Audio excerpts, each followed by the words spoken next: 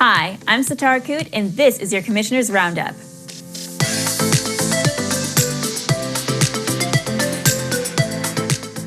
The Rockdale County Board of Commissioners held a voting session on Tuesday, October 13, 2020 at the Rockdale Auditorium.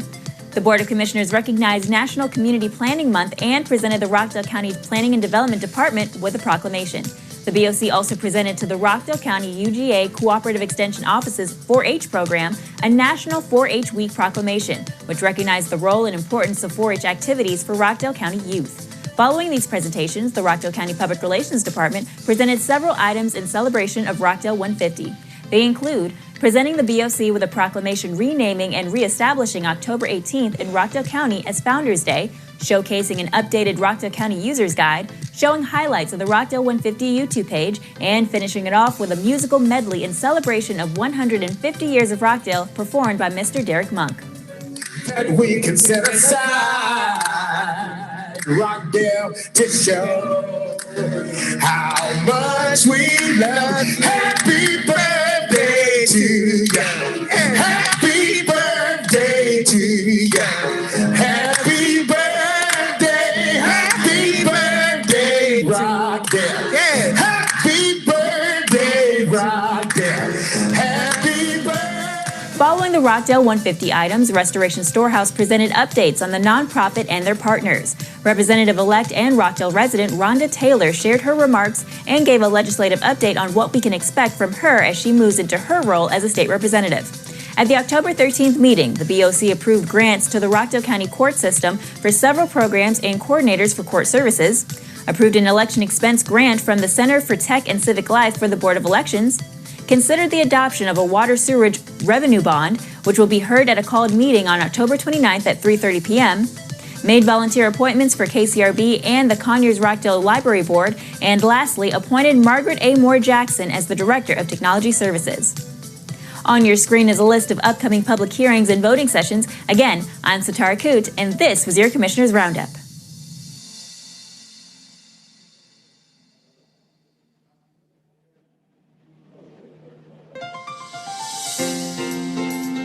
Opinions expressed during Success Minute highlight the progress Rockdale County is making. Welcome to Rockdale's Success Minute, a quick way to show you what we are proud of in just 60 seconds. Today we'll hear about how early voting is still going on in Rockdale County and how you can make your voice heard.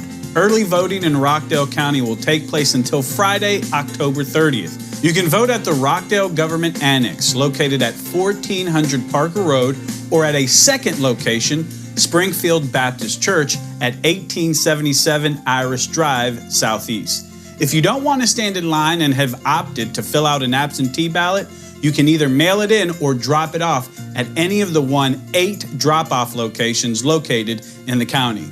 To find out more about specific ballot locations and hours of operations, you can contact the Board of Elections office at 770-278-7333.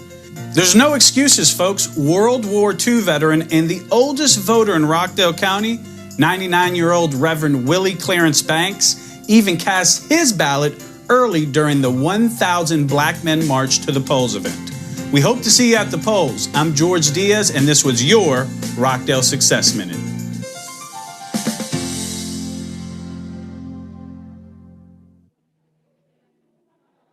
I, David B. Irwin, I, David B. Irwin, affirm that I'm a citizen of the United States affirm that I'm a citizen of the United States and of Rockdale County. and of Rockdale County. This is where people's rights are able to be dealt with, or their responsibilities, or their problems, without resorting to violence. It's a chance for people to have their voices heard in a society that sometimes people's voices don't get heard. I tell people the two most important things anybody can ever do is serve on a jury and vote. Everything else, you don't have to do these things or not. But you serve on a jury, you're one of 6 or 1 of 12. You are equal with that person.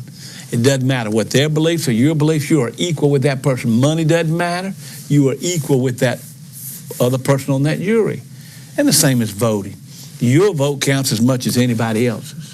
Those are the two most important things. And so I think the courthouse represents the stability of our government.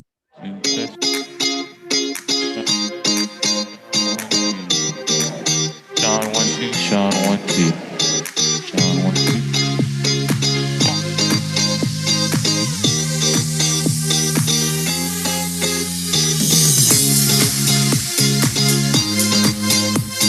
Just want to tell you that I'm proud of all you've done, and your family is really proud of you, and we love you, and we're excited about all the things we can do now, working in our yard and traveling and reading more books. All right. We love you. Bye-bye.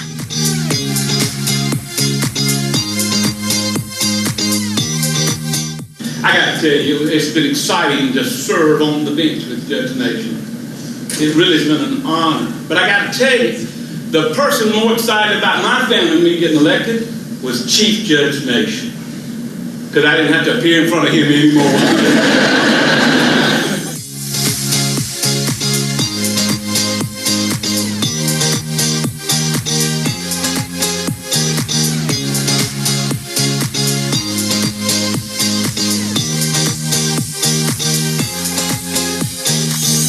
Hi, Dad. I just wanted to send a quick message to congratulate you on retirement and to let you know how proud I am of everything that you have done.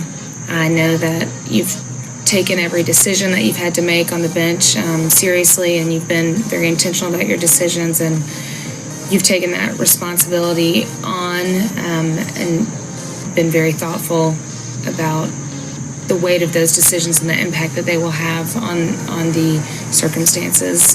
And I just wanted to let you know that I'm proud of you. You deserve retirement. I'm excited for you. I'm excited for your next phase and your hobbies. And I wish you all the best and can't wait to celebrate with you. I love you. Bye.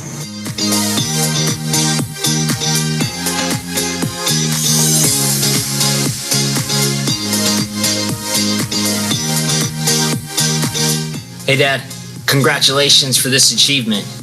You've served the people of Conyers with distinction and honor for so many years, and we're very proud of you. Your parents are proud. Mom, Whitney, we're all proud of you and the people of Conyers. Can't thank you enough. Have a good one.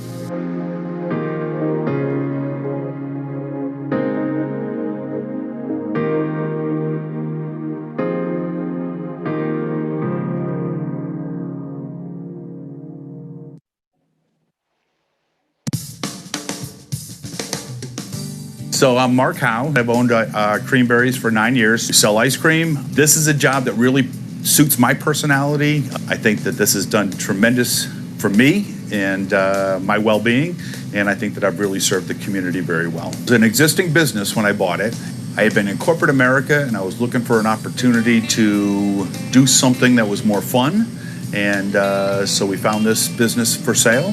A couple of things that I didn't know when I bought the place was, one, 95% of the people that walk in that door are happy. They're coming to get ice cream. The other 5% that aren't happy are happy by the time that they leave because they just got ice cream. 24 flavors of ice cream at all time. We rotate, and again, because we're a loyalty shop, it's difficult to take an ice cream out and put a new flavor in because I have people that walk through that door and they don't even look at the ice creams. They say, I want butter pecan. Well, then that's one that I can't take out because that person is going to turn around and walk out. But there's probably about 5 or 6 ice creams that I can rotate in and out. So for new flavors, in fact, I have 2 new flavors in that I just put in last week. So we make milkshakes out of all of them. We make soda floats out of all of them. We serve them also in bowls and in cones. And so for the cones, we have waffle cones and we have cake and sugar cones. One thing that we started to make just recently are waffle bowls. So we're not buying those through a vendor. We're actually making them and serving 2 and 3 scoop ice creams in 2 or 3 scoops of ice cream in a bowl, which is a relatively new item for us. And then we just have a variety of drinks. Because I want this to be an experience not only with me, the owner, but also between the people that come in, the moms and dads, the grandparents and the children. I want them focusing on one another. And I don't want them being distracted by a TV. I have a radio, but it's very low.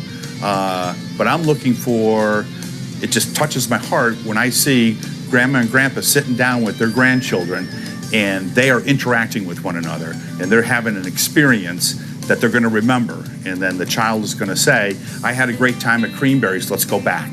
And there was a woman who, when she had all-day classes, she couldn't keep all the kids in the classroom the whole day.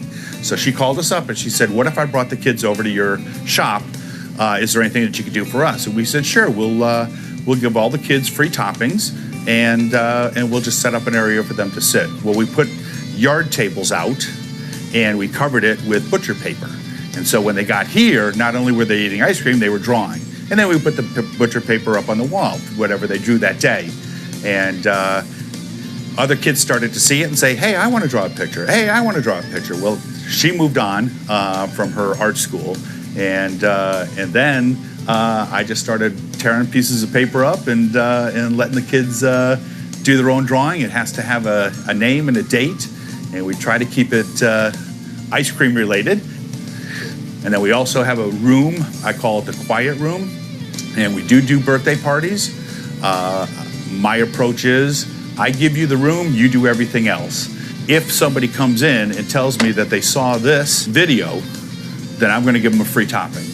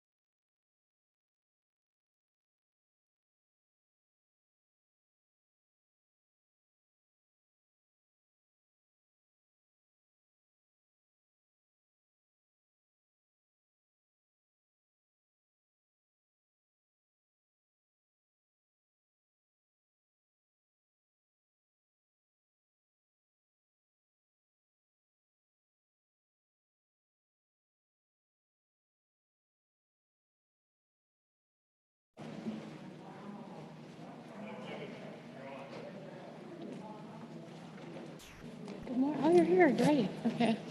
Well, I'll be late at 2. Oh, back to, okay. Sounds good. Good morning. Good morning. Good morning. Awesome.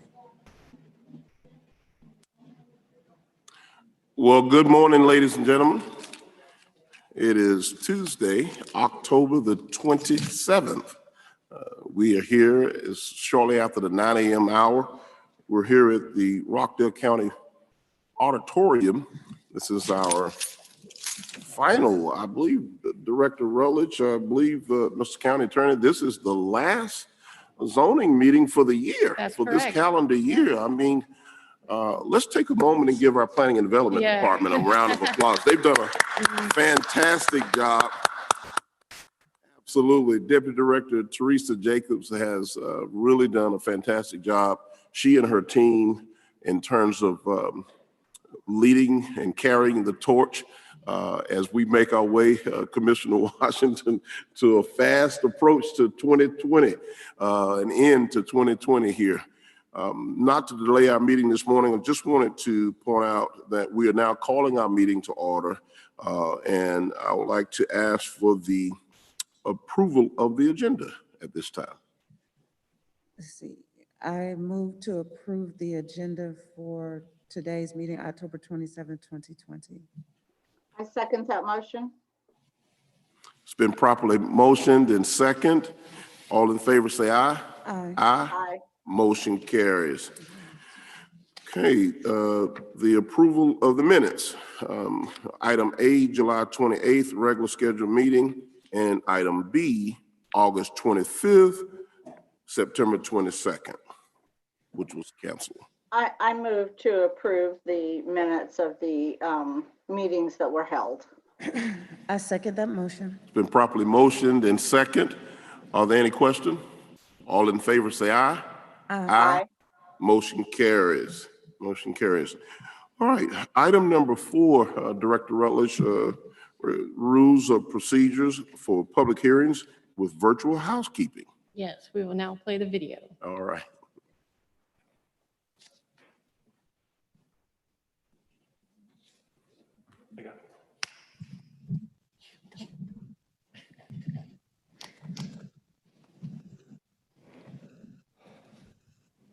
Each speaker must fill out a public comment card to register your intent to speak prior to the start of this meeting. Each item of business shall be handled in the order that it appears on the agenda, unless upon motion of the board that the order is changed. A member of the county planning staff will present each item to the board and will provide recommendations made by both the planning staff and the Conyers-Rockdale Planning Commission for each item of business. All board members are required to have their video and microphone on throughout the entirety of the meeting. If joining the meeting virtually, use your full name when you log in. All board members must state their names to identify themselves prior to speaking. The zoning applicant or the agent will have 10 minutes in which to make his or her presentation. Any portion of their 10 minutes may be reserved for rebuttal following the opposition to the application. If you are a presenter, please be prepared to share your screen during your presentation and ensure that your documents are set to full screen or in presentation mode. If you have pre-registered for public comment, the secretary will call your name when it is your turn to speak, and the meeting facilitator will unmute your microphone, and you will need to start your video and unmute your microphone. After the applicant's presentation, all registered speakers who wish to speak in favor of the application will then be heard. They will also be limited to a total of 10 minutes. Once the applicant has made his or her presentation and the speakers in favor of the application have been heard, the secretary will then call upon the registered speakers in opposition to the application. The opposition shall likewise be limited to a total of 10 minutes. Once the public hearing portion is closed, no other speakers will be heard. As a reminder, speakers are to address the board, not the applicant or the audience, and are expected to conduct themselves in an appropriate manner. The use of abusive or profane language shall not be allowed. No debate or argument between speakers shall be permitted. After all public comments have been heard, the board may elect to hold general discussion. However, no decisions will be rendered at this hearing. Decisions will be made at the next regularly scheduled Board of Commissioners meeting. This meeting is being streamed live on Facebook and being recorded. Due to audio sensitivity, please refrain from sidebar conversations or personal comments for anyone in attendance. There is a 15-second delay between the live meeting and the Facebook stream. All virtual participants' microphones will be automatically muted by the meeting facilitator. For those in attendance here in the auditorium, please do not stream Zoom or Facebook due to negative impacts on the audio. Comments submitted via Facebook will become an official part of the record. Thank you. Thank you so much. Great job, Ms. Cook. So Commissioner Washington, Commissioner Williams, we will now move forward. Item number 5 is the receipt of the draft October 8th Planning Commission meeting minutes. So those minutes are in your packet, and now we're ready to turn it over to Tiras. All right. All right. Good morning, sir. Good morning, sir. Tiras Petrie, Zoning Administrator.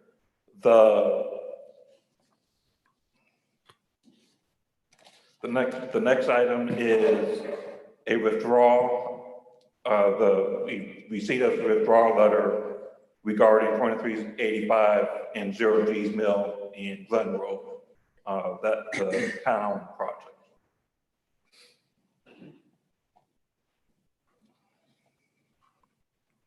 So, Mr. Chairman, if I may elaborate on the withdrawal letter. Since this item were submitted as pieces of legislation, we have to keep these items in the public hearing process until the board can vote on them in November. But the applicant has asked to withdraw, and we are recommending that the Board of Commissioners allow them to withdraw so that they may resubmit next year. Okay, Commissioners, what's your pleasure in regards to the information provided by Planning and Development about the request of withdrawal of this applicant? So procedurally, we have to vote to allow them to withdraw? Yes, you would have to vote, not right now, not during the public hearing, just because we don't do any action during a public hearing. But you will see this remain on the agenda until you can take legislative action to dispose of the two ordinances. So we don't need to do anything? Not today, no ma'am, thank you. And we can go to item B now. Okay.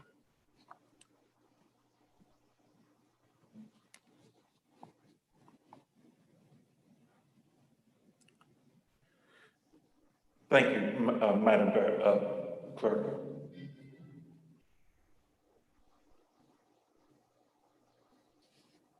The next item on this agenda is another one that we heard back in July. This is the special use permit for a recycling center to crush recycled concrete and asphalt at 213, 14, and 15 Camden Industrial Park Road. The owner of this property is Trenton Lee Pittman, and the acreage includes 5.042 acres, which is in the light industrial future land use category, as well as the M1 zoning district. The property is currently zoned industrial and has an existing dump truck business, which the applicant wishes to expand into the recycling of the product that his vehicles haul. And his product is specifically concrete and asphalt. This location is in the triangle formed by Sigmund Road to the south, Lester Road to the southwest, and Palmer Road to the west and northwest.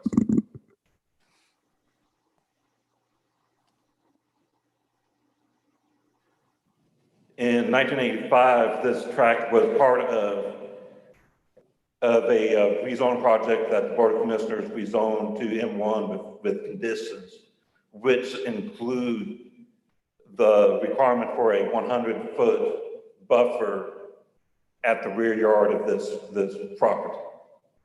And this condition remained on the property and has been depicted on the various plats since then. The buffer is right here. Additionally, there is a Georgia Power easement that runs diagonally, which is in yellow, and which continues on the property to the north. The current proposal is for 5 bins to store the crushed asphalt and concrete and have a crusher and sorter. The applicant plans to improve the property by paving the lot as well as installing a solid wood fence around the perimeter of the property. These are examples of the bins that will be used to do outdoor storage of the recycled product, which is inert material. Earlier this month, the Planning Commission recommended approval of the special use permit request with the following conditions of zoning. The hours of operation for crushing shall be limited to Monday through Friday between the hours of 10 a.m. and 4 p.m. The sales of the non-recycled concrete may occur during the normal business hours of the dump truck business. Bins or bunkers may be designed to hold inert materials for outdoor storage. The recycled product shall be directly placed into bins, bunkers designed to hold those materials for storage or transport machinery from the crusher. The decibels shall not exceed 100 dBA at a 10-foot distance from the crusher. And also that this may be adjacent to the residential properties to the north due to the foresight of the 1985 Board of Commissioners. The county shall be provided with relevant state and federal approvals, including state EPD and federal EPA before operation of the crusher. A fugitive dust control plan shall be developed by a state of Georgia registered engineer, provided to the county and complied with. This means that the spraying the recycled product down with water, as well as limiting work on the days that it is windy. Additionally, a stormwater pollution prevention plan shall be developed by state of Georgia registered engineer, provided to the county and complied with, and this is to mitigate water quality concerns. And that is in the staff's presentation. Okay. This takes us, commissioners, any comments on any of the information we just heard coming from planning and development? I have one question. We were concerned about the ability to get a bigger or larger vehicle that crushes the material. And I thought that we were going to limit the crushing material to the vehicle that we saw when we did when they did the presentation, and I don't see that here. Okay. And that was my comment also.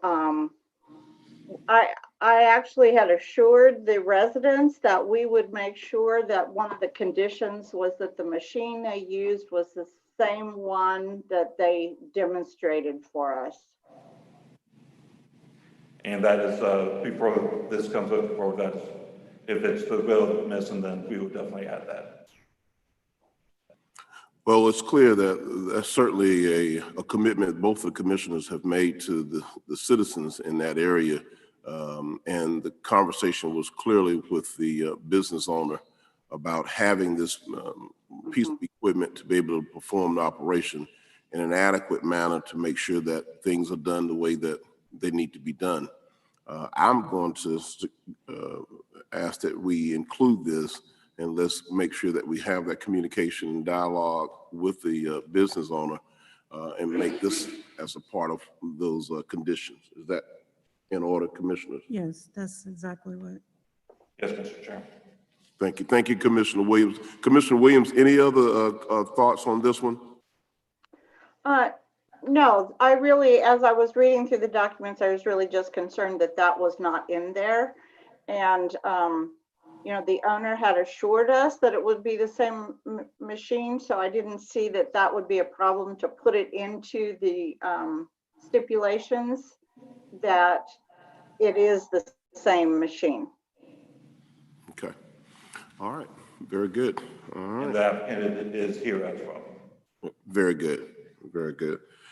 All right. And I believe we have some people signed up to speak. Is that correct on this item? Yes, ma'am. Yes. Okay. So are we ready to open the public hearing portion? Yes, ma'am. Okay. Normally the applicant will Present first. Yes. Yes. Okay.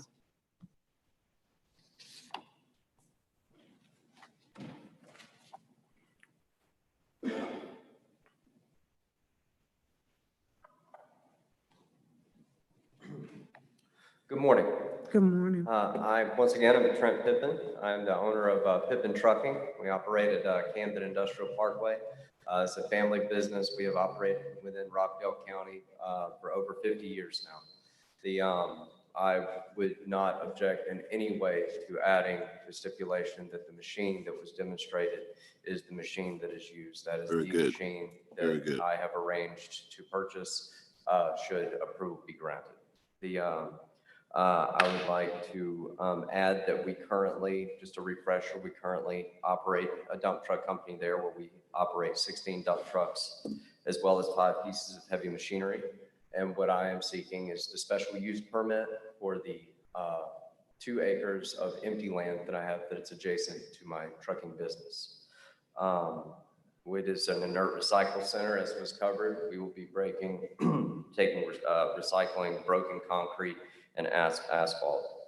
I have been open and transparent in all ways, including a third-party sound study to assure both the residents and the commissioners of the noise level of the machine, as well as a live demonstration to show that the dust emissions, as well as any water runoff and sound, are very minimal.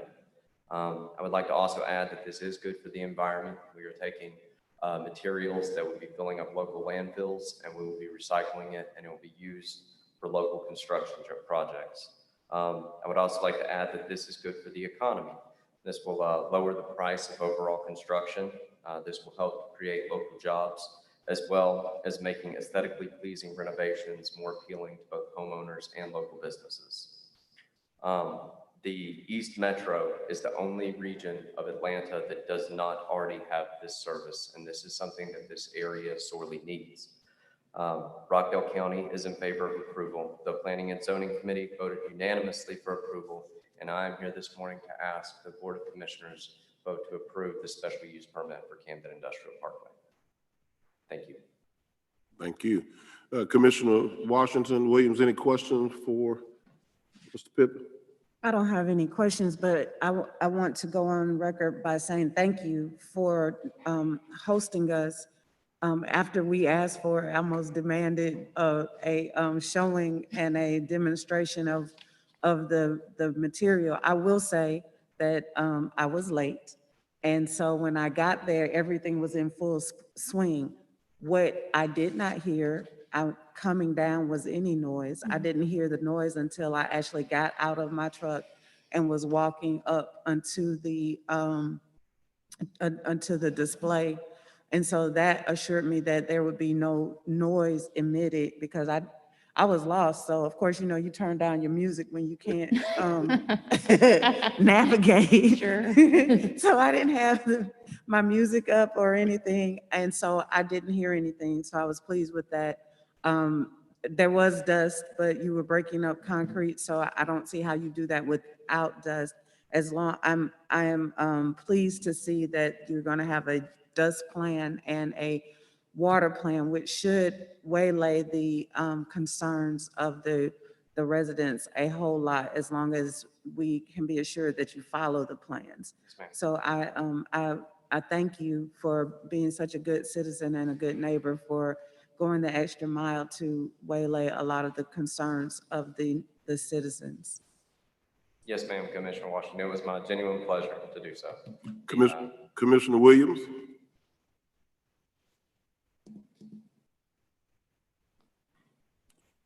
We still have the commissioner. Commissioner Williams, any thoughts or comments for Mr. I believe Pippen? she had to step away for a moment. I believe she stepped away for a moment. Oh, she stepped away for a moment. Okay. Well, let me just say, I echo the sentiments of Commissioner Washington. I really do appreciate the communication. I think it sets a tone and example for so many other local businesses who are looking to expand and do different things. This board has made it very clearly that we support economic development here in Rockdale County. We also understand that economic development is not always simply about bringing folks into the county, but taking advantage of the opportunity to help grow and expand those businesses who are currently inside of Rockdale County. Pippen has been around, as you stated, for 50 plus years here in this community. The thing that really stood out for me is your willingness to communicate with the residents. You were faced with a lot of opposition and concerns, and rightfully so. Those property owners and residents, they've been in that area for a long time, and they had some very valid questions, but you stood there and was able to entertain those questions, and you were a very gracious host on the site during that time, and we certainly do appreciate. So I wanted to just point out, keep in the spirit of communicating. They are your neighbors. They are partners to and of your business, because they immediately back up to where you're located. So I think as you continue to move forward. To have open lines of communication can only help you moving forward. I would completely agree with that. Well, Commissioner Williams, any comments from Mr. Pippin? Well, I really appreciate the demonstration. I think that was really helpful, not only for us, but for the residents as well, to see that there was no real significant dust coming from the crushing. The only dust was the dust from the, the regular dust, not the silica dust, the regular dust as they moved it from the truck into the bin to crush. So that was really good to know, because the biggest concern is with the silica dust that's produced during the crushing process. And since that was, there wasn't much at all. I mean, barely you could see it. And it immediately was tamped down with water. So, I really appreciated the demonstration. And as Commissioner Washington said, the noise was not minimal. We were able to continue to have conversations standing around while the machine was working. Yes, ma'am. Thank you. Thank you, Commissioner Williams. Mr. Pippin, thank you. Any last comments you want to say before you take your seat this morning? We appreciate you being here. I think I've covered it. I appreciate having this opportunity here this morning. Thank you so much.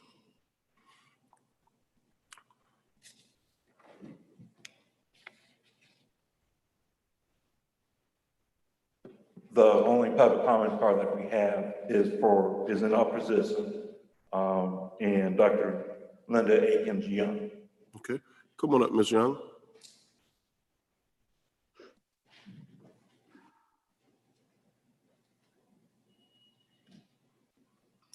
Good morning, commissioners. Good morning. I am Linda Akins Young, and I'm representing Farmer Road and the surrounding community. We have been in attendance at every planning and zoning meeting and county commissioners meeting since July 9th. So I'm glad to hear that this is the last meeting for the year, because that means that we will not be back before 2021. We're here this morning and we're singing the same song, but we're singing the second and the third verses. We are still very much concerned about the granting of this permit. We're concerned about the noise. You may not have heard the noise, but we live there and we hear dump trucks all day long coming and going. We hear dump trucks idling and cranking. And so if it's comparable to the dump trucks with the crushing, then at least they go and it settles for a while. That means if the crushing is going on from 10 to 4, there will be no relief in the noise. We're concerned about the air that we have to breathe and the detrimental effect on our health. You know, we know the effects of silica dust and the cancer-causing potential that exists there. We're concerned about the runoff from this site. DeKalb residents are still fighting this very same battle just up the road at Stonecrest. This morning, we ask that you ask yourselves, would you approve to have a rock crushing company operate in your neighborhoods? If the answer is no for your communities, then we ask that you vote no for allowing this one to operate in our community. Thank you. Thank you. Thank you so much. All right.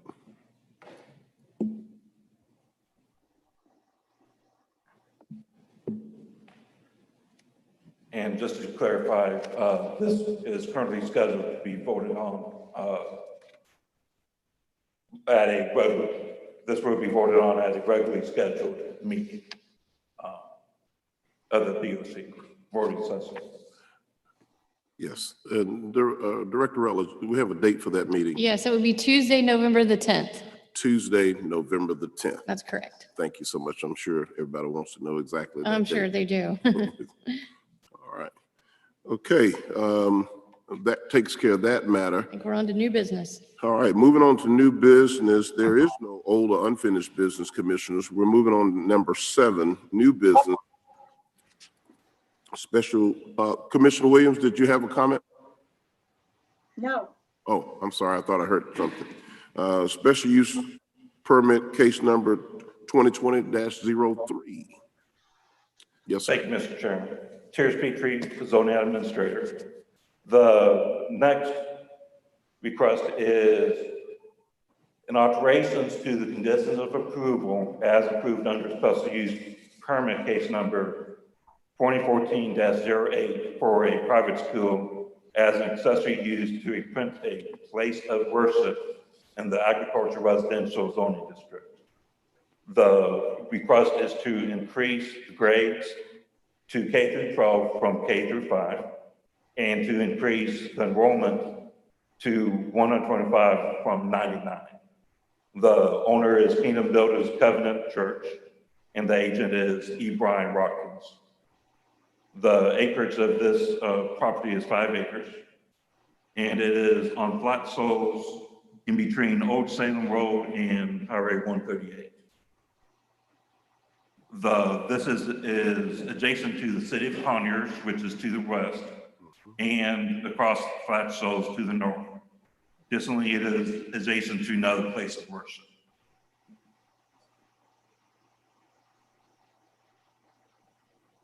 The city of Conyers property that is adjacent to the west is in the non-residential zoning district.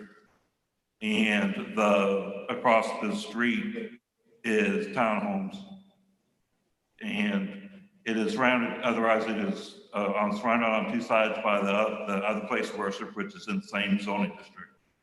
And down the street is R1, which is right over the street.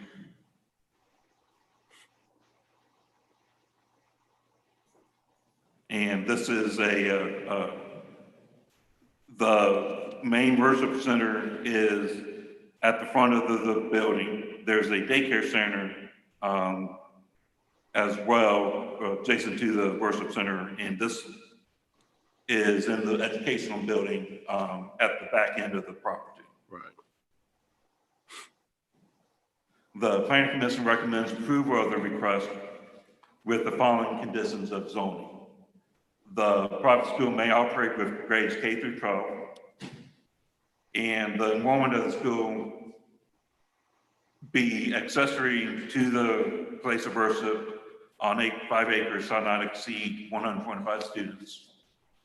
And the approval of a special use permit for a K through 12 private school does not authorize any independently owned and operated private school other than Kingdom Builders Covenant Church, DBA Excel Church.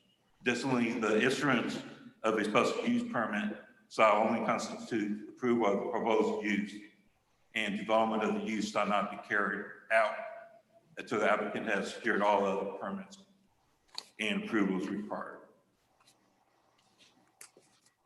And that is the end of staff's presentation. Okay. Are there any comments regarding this one? Is the applicant here today? The applicant is on via Zoom. Okay, so if the applicant would like to speak, and then if there's anyone signed up in support or opposition of. Good morning. My name is E. Brian Watkins. I represent Kingdom Builders Church and doing business as Excel Church in regards to this particular application. Good morning to each of you. I appreciate you all having us this morning. Previously, the church had operated a school a few years ago that had gone out of business, but they want to start the school back up again. And we want to have the ability to expand it into a high school, whereas previously the school was limited on that size lot. We couldn't have a high school on it, so we want to have that opportunity to do so. The building on this educational building on the back of the lot is a pretty sizable building. It's 35,000 square feet. It has a gymnasium on the inside, and it's not really being put to much use right now. So the church would like the opportunity to expand its ministry and to be able to offer these services again to the community. Again, previously there had been a school operating on this property. There are not going to be any changes to the building whatsoever. None of that is anticipated. And so we will, again, hope that the application will be granted so services can be expanded. Thank you very much. Thank you, Mr. Watkins. Thank you so much. Are there any other spokespersons regarding this particular matter? I think that's it for the applicant. And if the board had anything before we see if anybody signed up to speak. Commissioner Washington? No, I have no question. Commissioner Williams, any comments on this one? No, I think, well, yes, I guess I do.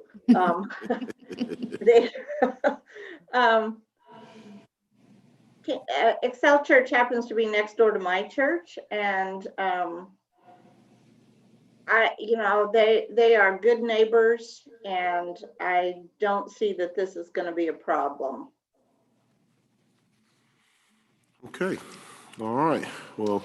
And did we have anybody signed up to speak this morning on this item? No, ma'am. Okay, great. We can move to the next one. All right, thank you so much. Moving on to the next item, item B, text amendment for 2020-04.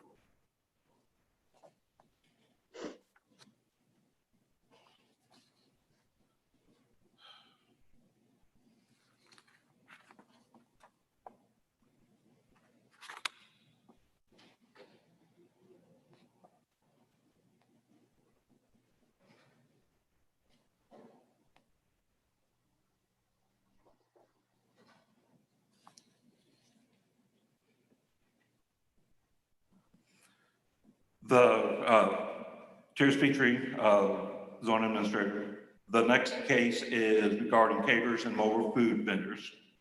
The staff is recommending a series of changes, which includes a revision to the mobile food vendor to explicitly state that currently only ice cream trucks and food trucks are permitted, as opposed to food carts and food trailers. Additionally, we are proposing definitions for basic operation, caterers, a new use mobile food court permanent vending location, a mobile food temporary vending location, and a mobile food vendor incubator.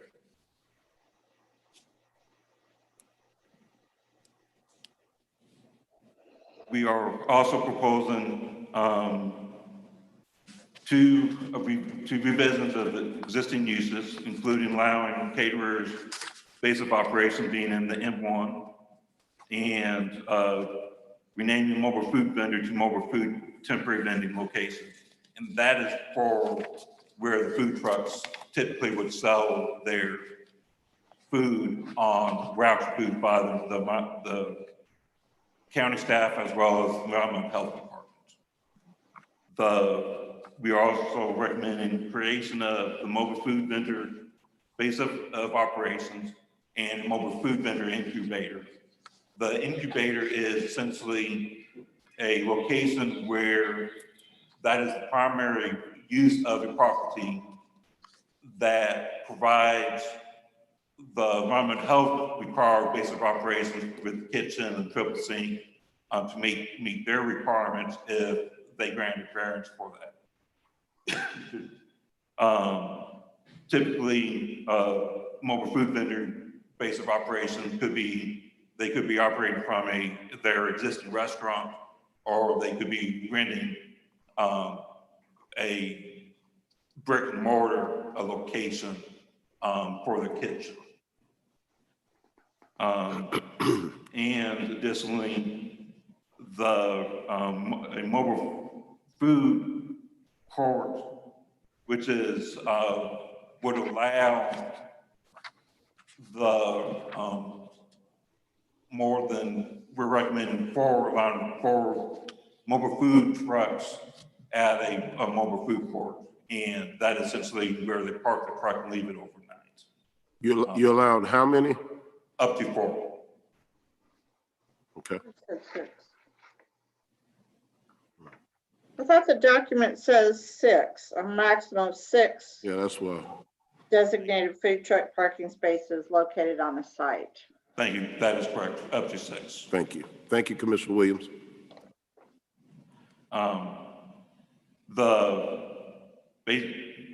The Planning Commission recommended approval of this if it is on an arterial collector roadway and have direct access, and that it be served by public water. As well as having a climate-controlled indoor dining area and outdoor covered or uncovered dining area, and be less than 1 story in height or limited to 1 story in height.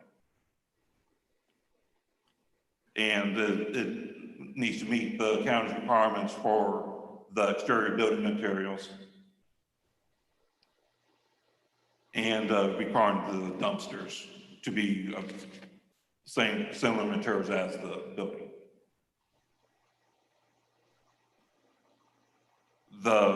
And we're also recommending requiring 2 parking spaces for each food truck. And that's the end of the staff's presentation. So I've got a couple of questions. I'm going to yield to Commissioner Washington, and then I'll go to Commissioner Williams. Commissioner Washington on this one. Okay. So of course, so is this going to, what does this do for our attempts to keep people from just selling things on the side of the road at the gas stations and things like that?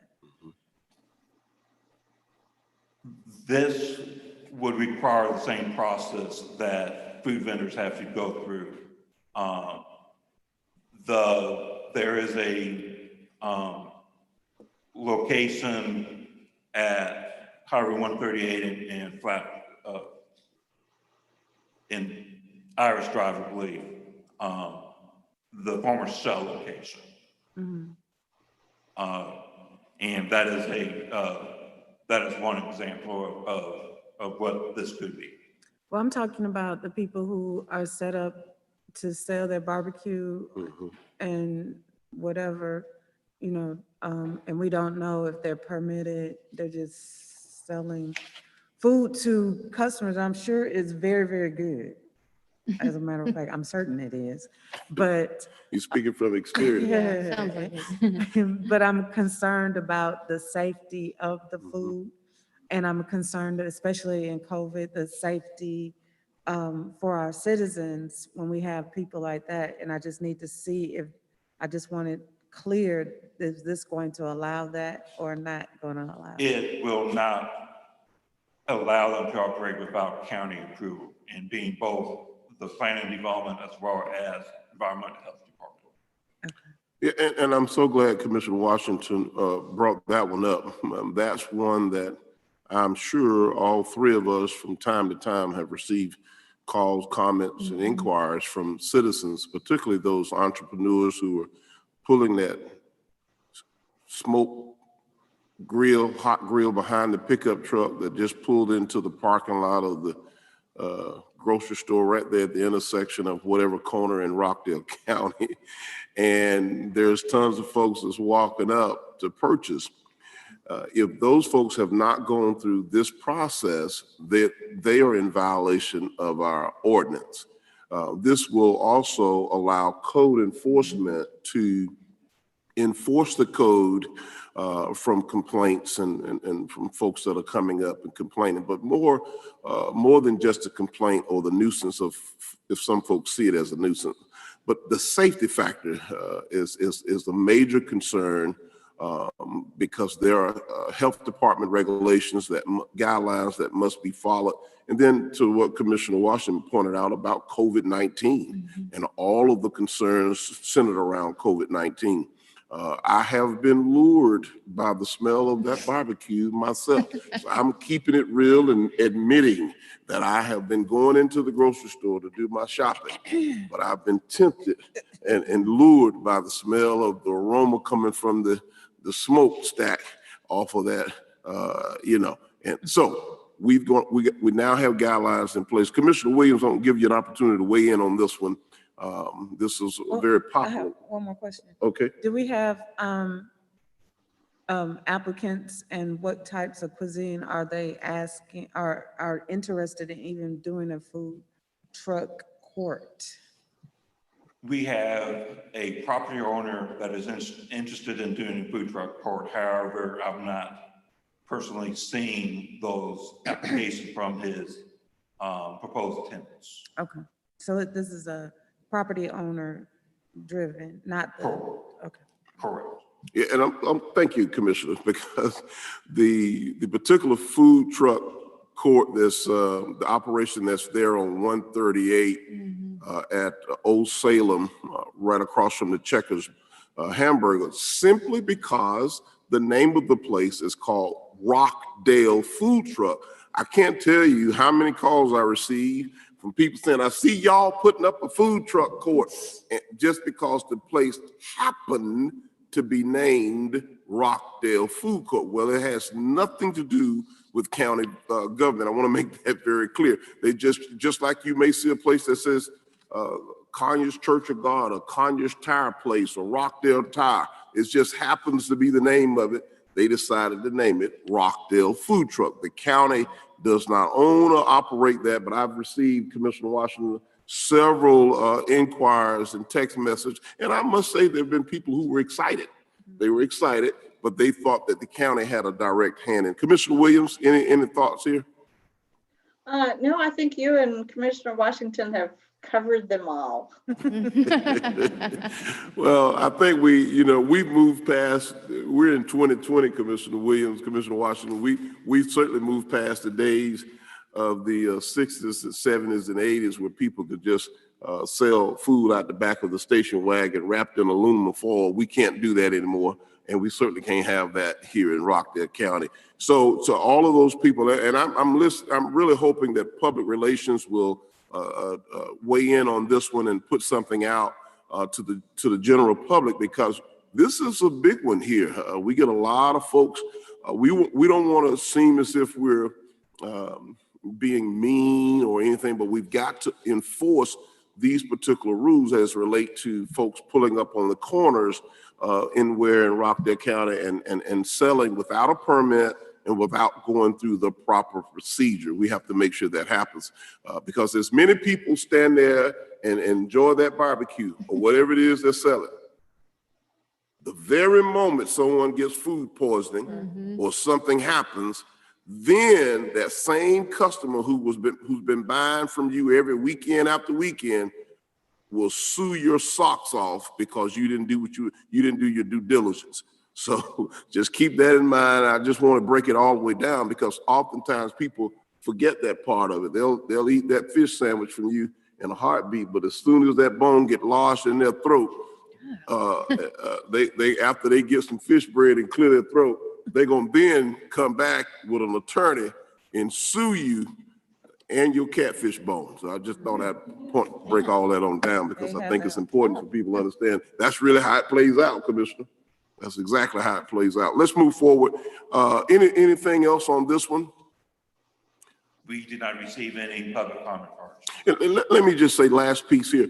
We support entrepreneurship. We support economic development. I think there's tons of people who have wonderful ideas and dreams and concepts about getting a business off the ground, but we're asking you do it the proper way. Thank you so much. Okay, next item, item C, text amendment case number 2020-06. And planning and development deals to the stormwater department. Thank you so much. Dr. Kimbrough.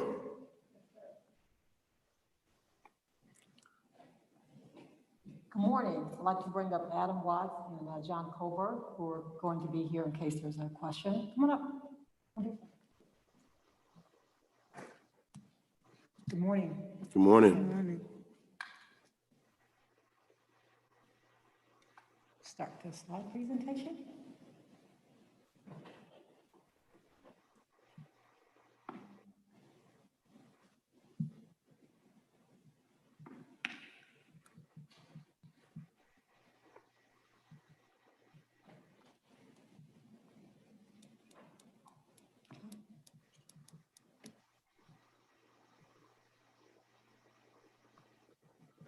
Go ahead. Okay.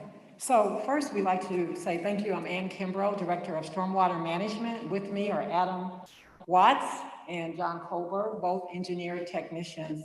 They've worked very hard. They led the effort to comply with the state's mandate that we update our stormwater requirements and information for the benefit of economic development and for the benefit of Rockdale County to succeed.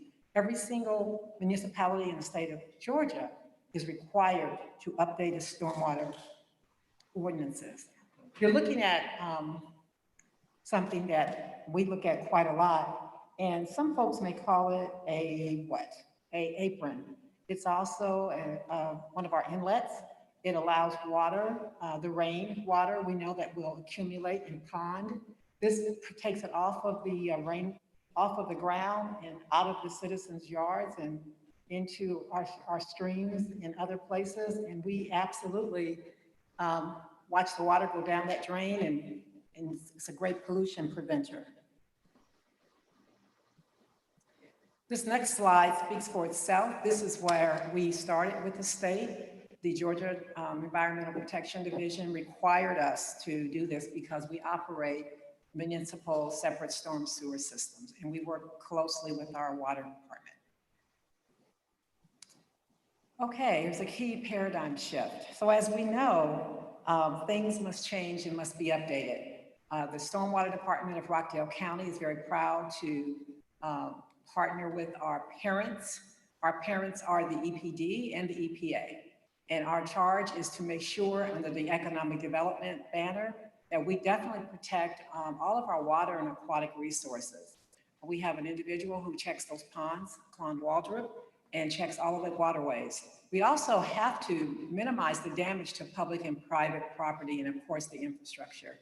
And importantly, we have to safeguard the health and safety of our environment and welfare to the public. All of those are economic, health, welfare benefits. We are good neighbors. We're in this together. On this particular slide, we are very proud to say that it's a little bit more technical, but not as much. The engineers and developers and some of the technicians who we presented to back in September, I believe, when we had the Zoom meeting, we had 200 plus invitees and they were coming and going.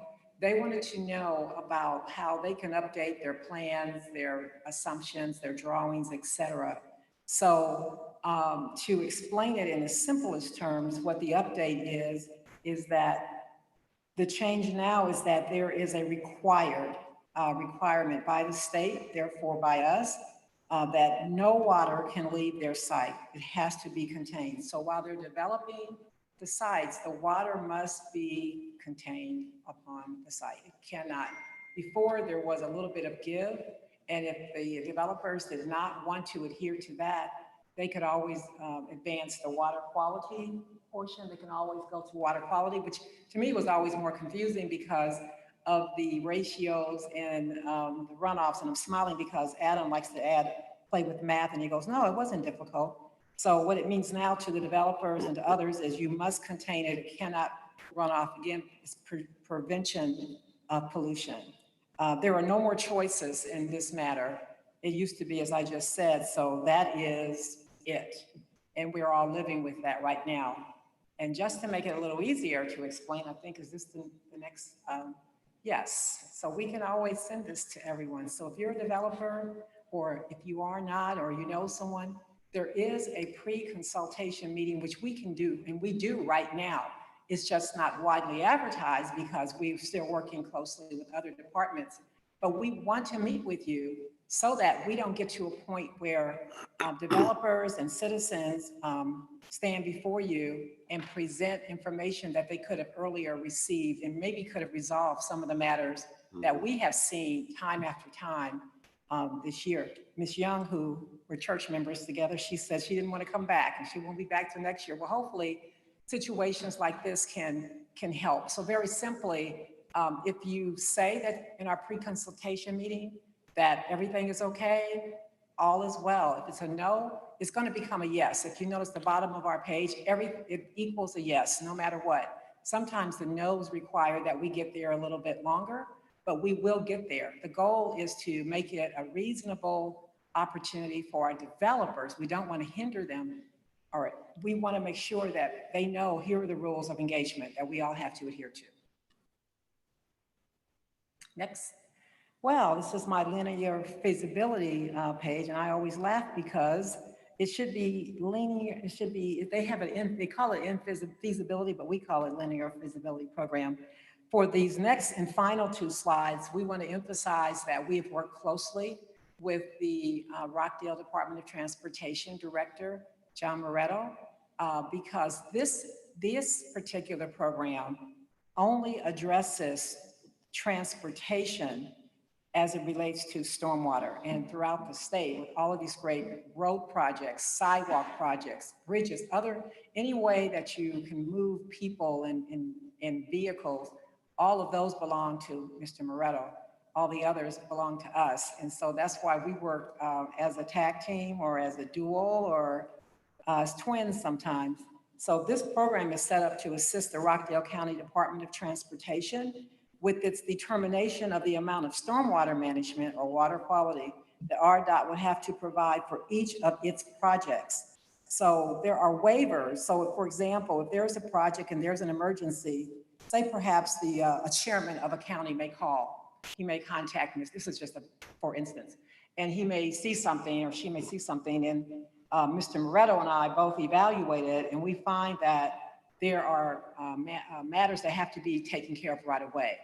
Under this mandated provision, they have to be taken care of no matter the cost, no matter the expense, all of those things are not supposed to matter, except that they gave the local governments the opportunity to work with its transportation department so that there can be ways around it for an immediate, so if money is an issue, but yet we have requirements under stormwater, those matters can be addressed. And so with that waiver, which the economic development waiver is just one of 7, how many waivers we have, potential waivers?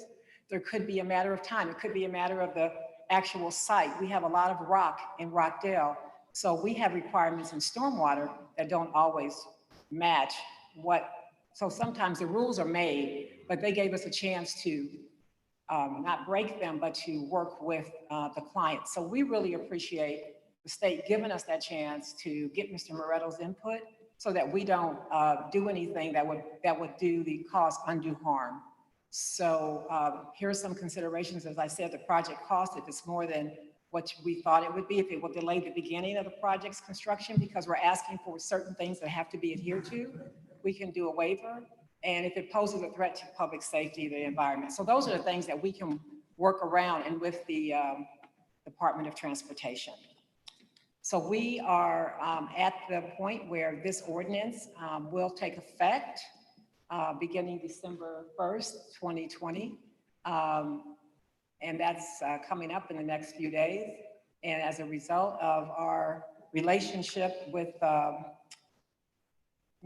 Planning and Development Department, stormwater's ordinances are still contained within. And as such, this is the third of 4 opportunities to come before the public and inform. This is an informational, educational process. And we believe after reaching out to all of our different stakeholders, and we've heard from as many of them that have appeared before us or called or any number of things, we have not received pushback. They want to have understanding. On December 1st, we're going to have a lot of folks that are going to be asking questions. So we're going to have to spend time and sit down and work with folks. So at this point, we're just here to provide you with an informational update, and I'm going to look at the chair and the clerk to see if there's anything else that I need to say as we wrap this portion of our 4-step process. Well, Dr. Kimbrough, let me just say thank you to you and your staff for the work that you've been doing. I have all this year described the stormwater issue and our stormwater problems as the star of the show here in Rockdale County. I think that became very relevant to all of us last year on April the 19th of 2019, when we experienced that 100-year flood. We have a series of issues throughout Rockdale County as it is related to stormwater management, runoff, older subdivisions that were built, some outside of code, some no code at all as it relates to stormwater. And these issues are now surfacing throughout the county. The cost of repair and to mitigate a lot of these problems has soared through the roof. We came into this administration with over a $2 million deficit in terms of stormwater delinquent payments from residents. We spent a good amount of time on education, information, and communication. And that's exactly what you and your staff are doing this morning for us. And you're also letting us know that there's a robust relationship between the interdepartments of transportation as well as planning and development, as we are keeping economic development at the forefront here in Rockdale County. I really appreciate what you said about the opportunity to ask those developers or potential developers to come in before they start their projects and sit down and communicate with you all about the do's and don'ts and those things as it relate to Rockdale County, storm drains, storm culverts, anything storm water related.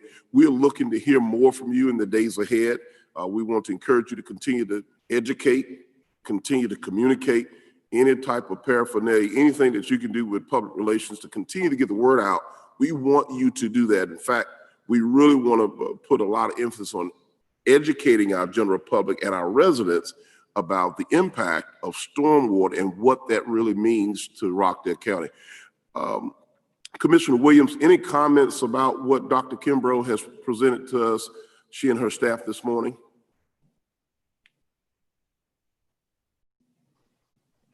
Okay, had to unmute. Just that it's very thorough, and I like the partnership between the different departments and how that's makes the whole process for developers much smoother. And with this information, it puts everything up front, and that should also make the process a lot smoother, so that it's simple, it's clear, and easy to follow. So thank you very much. Thank you. Mr. Chair, thank you, Commissioner Williams. You reminded me, working very closely with the Communications Department, with Director Diaz. In fact, we're scheduled to meet tomorrow. So that you're going to see a lot more material. We'll be putting their producers and shooters and others to work. So yes, and we've been talking a lot, so we'll be working, you'll see more. Well, and I appreciate that, because I believe all of the graphics, all of the visuals are really important when we can get in the face of our citizens, and you can take your classroom to the field, as you often do, and educate from the field and show the residents, the citizens, the business owners what the problem looks like, where the problem is, and be able to talk about, teach and explain right out in the field. That really makes it all real to the residents here in Rockdale County, when we can educate them, put a camera to it, and really do the teaching from the field about why stormwater management is so important and why stormwater management is directly related to economic development. Thank you so much. Thank you, sir. Thank you. Thank you to all of you. Thank you. Next item. I'm sorry, Mr. Chairman, was there anyone signed up to speak on this item today? Thank you, Director Rutledge. Okay, thank you. We can go to the next item then. Thank you, Director Rutledge. Moving on to item letter D, text amendment 2020-05.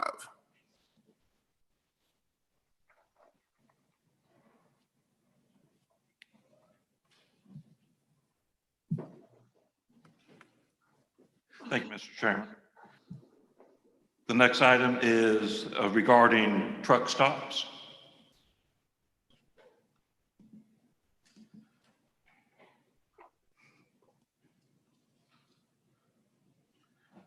And staff is recommending that the county repeal the existing definition and enact a new definition that will add more clarity into what the county considers a truck stop to be.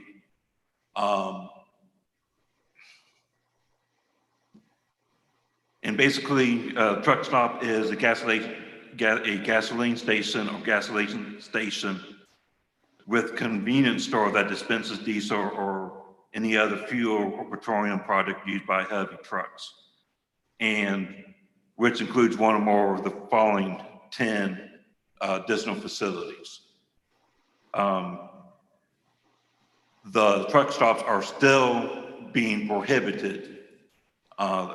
Additionally, any multi-product dispenser having a flow rate faster than 5 gallons per minute shall be prohibited. We are not allowing truck stops. We are still prohibiting the truck stops. And I did not, does the chairman wish me to read the 10 items? No, sir.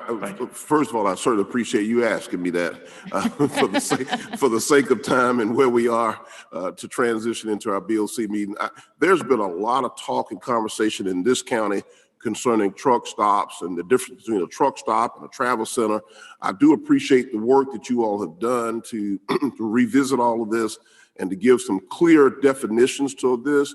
I think those persons who are watching and viewing this meeting this morning will certainly do their due diligence, and they will read every line by line, every bullet point in terms of the definition. But for the sake of time, thank you so much. You can wrap this portion up in terms of the truck stop definition. Yes, Mr. Chairman. Thank you. And let me, Commissioner Williams, I apologize. Did you have any comments regarding that one, that piece there regarding truck stops? I am just really glad that he said 2 or 3 times that we are still prohibiting truck stops, because there was some media outlet that said we were going to allow them. And obviously they had not read the ordinance, the proposed text amendment. And I had several calls of very concerned people about what we were doing and why would we do this. And so I appreciated his reaffirmation that we are still prohibiting truck stops, and that this text amendment is to just make it clearer what we mean by a truck stop or a travel center. So thank you. Thank you, Commissioner. And we did not receive any cards for public comment. Okay, thank you. Okay, all right. That takes care of that one. And that was the end of our reports. Other than there's one special one. All right, Deputy Director Jacobs, good morning. Good morning, Chairman. Good morning, Commissioners. We are excited to announce today that Mr. Tanner Barr has joined Planning and Development as our new planner. He comes to us from AECOM, which specializes in transportation demands, and the City of Atlanta planning. So I'm just going to let him speak for a second, introduce himself, but we're very excited to have this new member of our team. Very good. Come on up, Mr. Barr. Good morning, everybody. I'm very excited to be serving Rockdale County in the capacity as a planner. This is actually kind of near and dear to my heart. I grew up in the area, so I'm really excited to kind of put some work back into the community. And as Teresa mentioned, I come from the city of Atlanta and AECOM, so I got a mix of public and private experience, and I'm ready to kind of bring some new ideas and things to Rockdale. All right, well, we're certainly excited to have you. Welcome to Rockdale County, and we are looking forward to all of your creative ideas and suggestions that you may have to continue to make Rockdale County the best county, Mr. Barr, the best county in the state of Georgia. And you're joining the best planning and development team, I must say as well. Let's give Mr. Barr a warm welcome to Rockdale County. Thank you so much. We'll be talking with you in the days ahead. Absolutely. That's all for the hearing. So, ladies and gentlemen, Commissioner Williams, Commissioner Washington, this concludes our final, I must say, this is the final zoning public hearing for 2020. We've had a robust year of hearings and a lot of things coming out of our Planning and Development Department. I want to also take this opportunity to say thank you to the members of our Planning Commission, too, who serve to help us make these decisions and recommendations to and fro to the City of Conyers and to Rockdale County Board of Commissioners, to the staff of our Planning and Development Office, once again to Deputy Director Teresa Jacobs and the fine folks that work in the Planning and Development Department. We certainly do appreciate all of what you have done throughout this calendar year.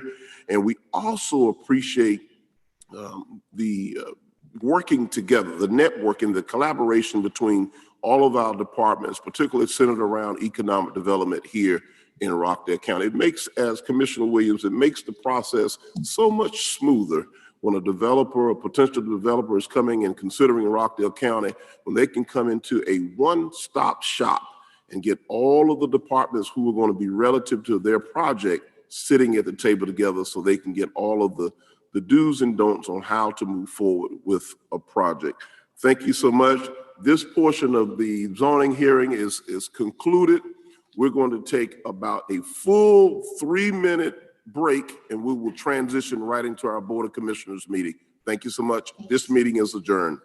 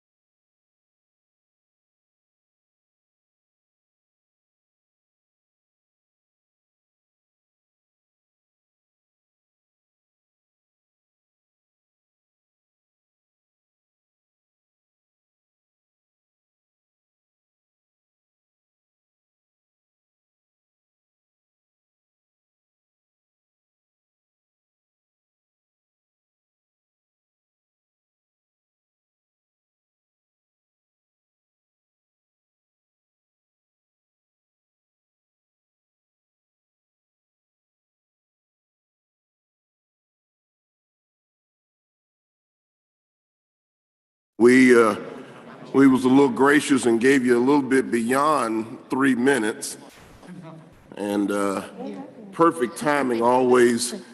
Commissioner Washington is right on time every time. That's just because see, look at Judge Irwin down there, naysaying that. He's like, nah, not to my court. We won't put the camera out there. We'll leave it over here. Well, good morning. Today is Tuesday, October the 27th, 2020. It is shortly after the 10 a.m. hour. We're here at 903 Main Street in the Rockdale County Auditorium. We are social distanced due to COVID-19 and the coronavirus. Some are watching this through a live stream, and we have a very limited audience this morning. Primarily our staff has joined us here this morning. We're calling this meeting to order. Commissioner Washington and Commissioner Williams, we will start with the invocation and Pledge of Allegiance led by none other than our good friend, Pastor Keith Brooks from All Nations Life and Praise Church. Pastor Brooks, is he here this morning? Okay. Pastor Brooks is not here, but you know we always stay ready in Rockdale. I'm going to call on our good friend, Mr. Vaughn Jamison, who is our water customer service manager out of the water department here in Rockdale, to lead us in invocation and the Pledge of Allegiance. Come on up, Mr. Jamison. Yes, sir. As you make your way to the microphone, Mr. Jamison leads our customer service department and our water resources division of Rockdale County. If you have any issues or concerns related to your water bill or connect or disconnect, Mr. Vaughn Jamison is the gentleman to see. Good morning, Mr. Jamison. Good morning, Chairman. Good morning, Madam Commissioners. How are you all? Good morning. If we can pray. Father, we thank you for today.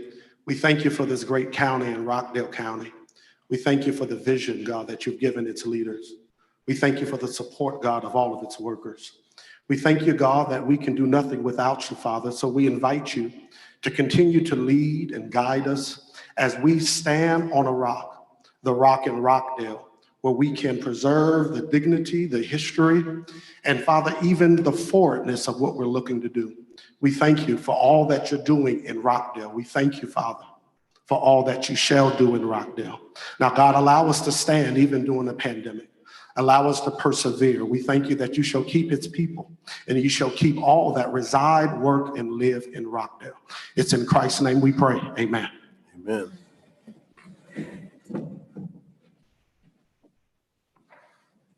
I pledge allegiance to the flag of the United States of America and to the republic for which it stands, one nation, under God, indivisible, with liberty and justice for all.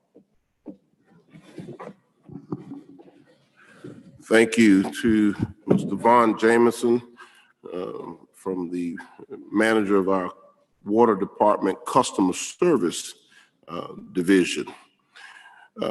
This morning, commissioners, I'm going to ask that Commissioner Washington, who is present here in the audience on stage, would join me and as we, first of all, pay tribute to It's Pink Out Day. That's right. It is breast cancer awareness all over Rockdale County. And I see so many folks in our audience and our staff participating in the different shades of pink as we are paying tribute to all of our breast cancer survivors. And I'm going to ask that as we take a moment to honor breast cancer and breast cancer awareness, that our public relations department would lead us in some information and statistics related to breast cancer.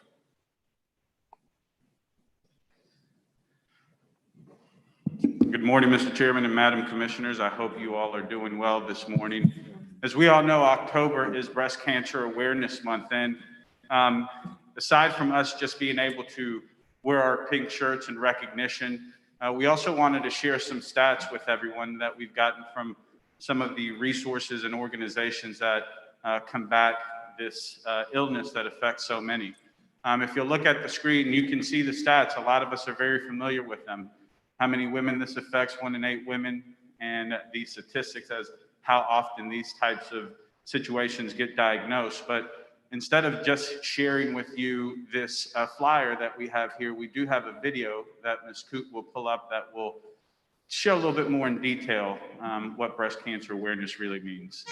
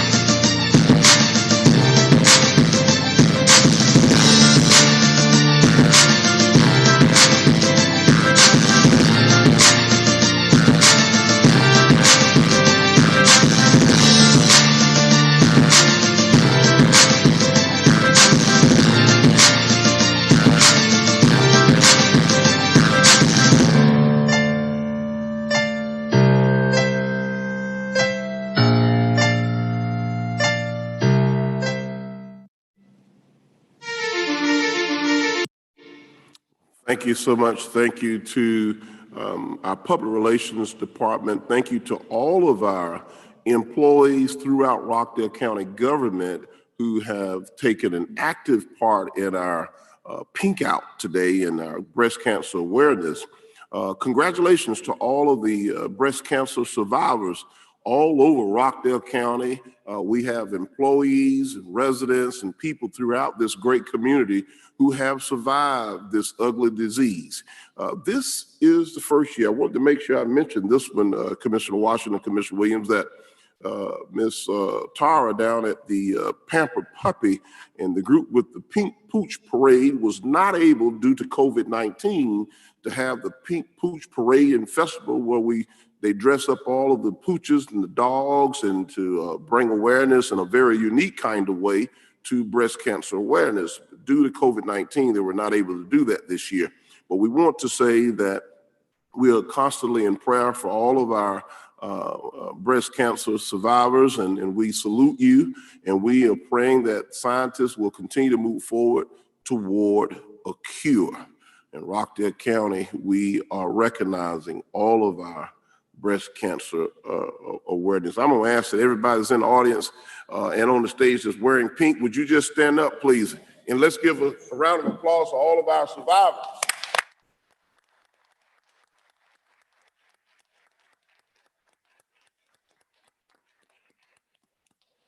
Thank you so much. At this time, Commissioner Washington, would you join me at the podium here? We have another special recognition.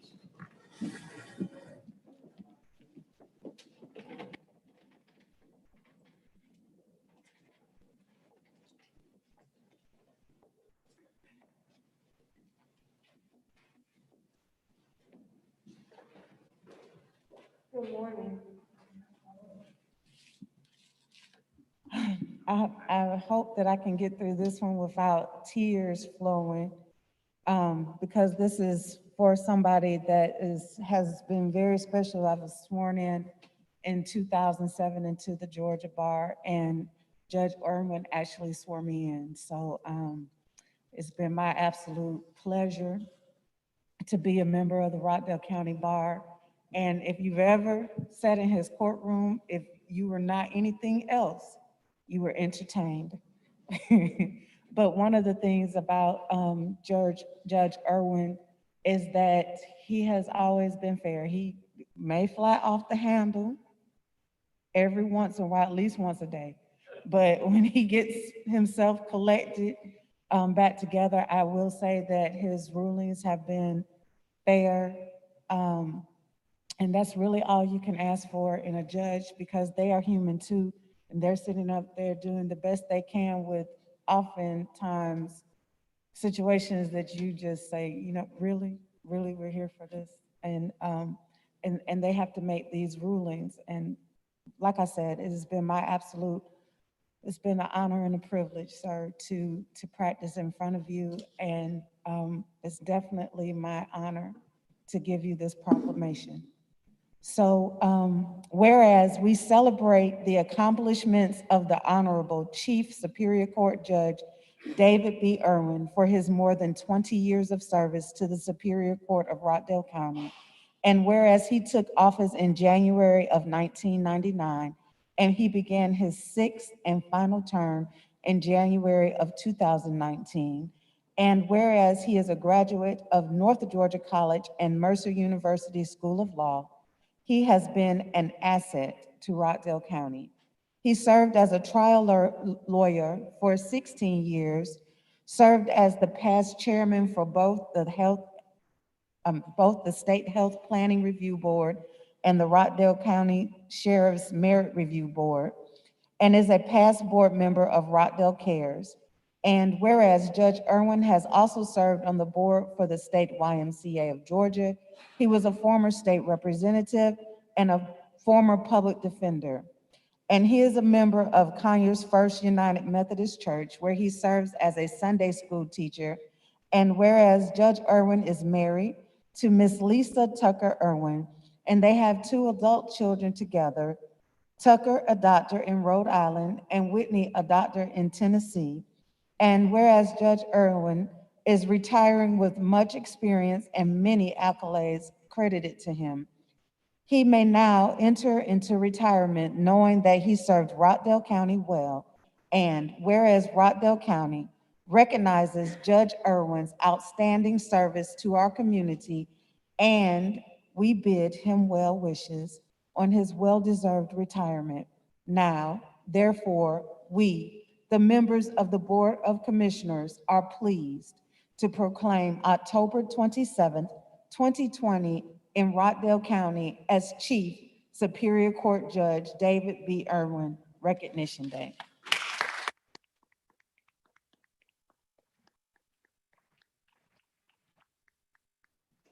I would also like to say that I think that one of the best things he did was appoint Maureen Wood to the juvenile court. She's done an outstanding job there. Judge Irwin, thank you so much for everything that you've done for me and this bar in Rockdale County. And like I said, it's my honor and my privilege to present you this proclamation. Thank you. Thank you very much.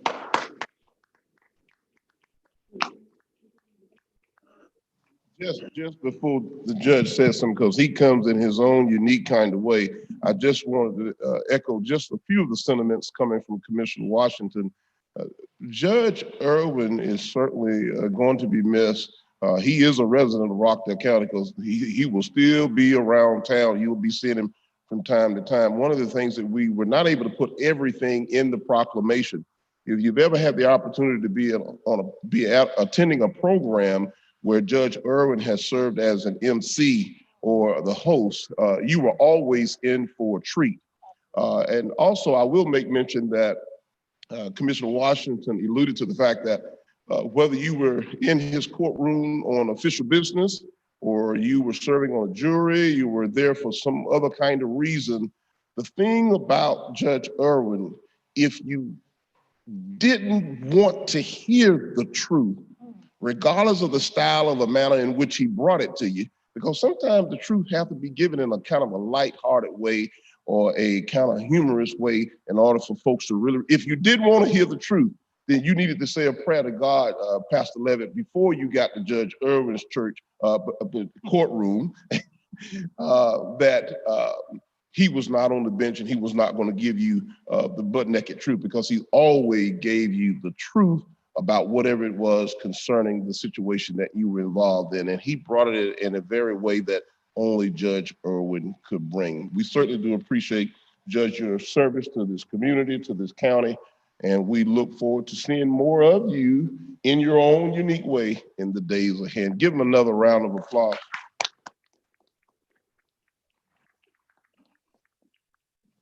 I appreciate this. Thank you very much.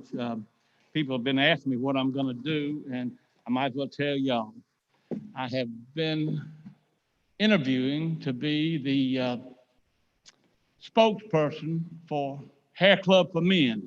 It went down to one or two other people. I think I got a good shot. Although I was out of shampoo yesterday, so I had to cut my own hair. So that may hurt me just a little bit, but you know, we'll see what we can do. It's been an honor and a joy to be here. It's been an honor and joy to be in the courtroom over there. It's nice to have a job where everybody stands up when you come in the room. It's nice to have a job where everybody has to laugh at what you say. That's about to change, and that'll be a sad day for me. So it's all right. It's all good. It's just time. There's a season for everything, and my time on the bench has come and gone. And I appreciate it. It's been an honor, quite frankly, to serve. Look forward to seeing all y'all. I'll be the one sitting in the back of the room yelling at some time of these meetings. So thank you very much.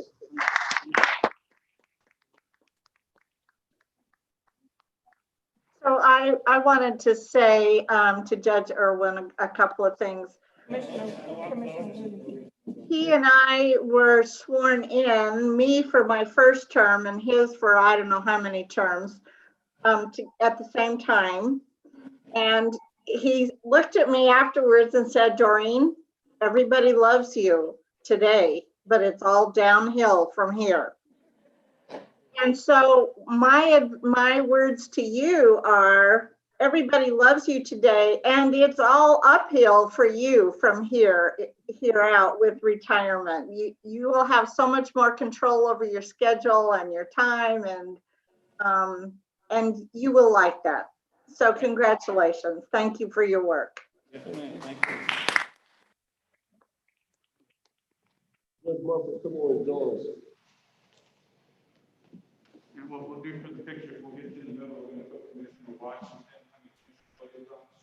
And I'm going to give Judge Butler an opportunity to say a couple of words about Judge Irwin. And then we'll gather there for a picture. Thank you, Chairman. Thank you, Commissioners. It has been my distinct honor and pleasure to serve with Judge David Irwin. Many of you don't know that he was the public defender when I was the district attorney. So you can imagine there was a little bit of conflict between us, but in the years past, since I've become a judge, we have worked as a team, and he has always been there for advice, good advice. And I've always appreciated his hard work and his humor. It's going to be a loss for Rockdale County, but it's going to be great for Lisa and Dave. And I wish them all the best. Thank you.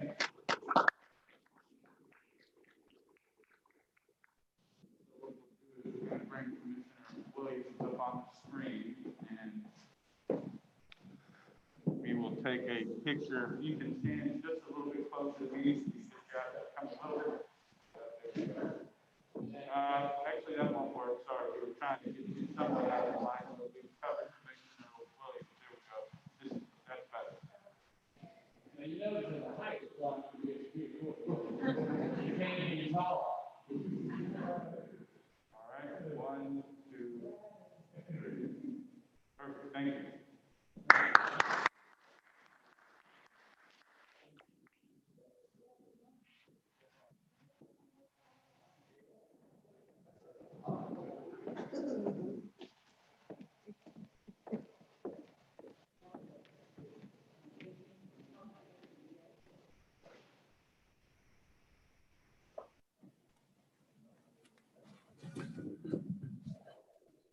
Let's give Judge Irwin one more round of applause for his service. Next up, Commissioners, we have a presentation from our Parks and Recreation Department, their master plan.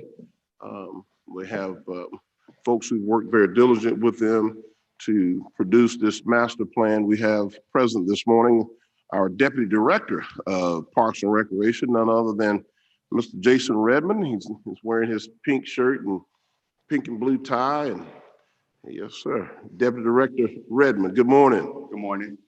Parks and Recreation have been working very closely with Lowson Associates to complete our comprehensive master plan.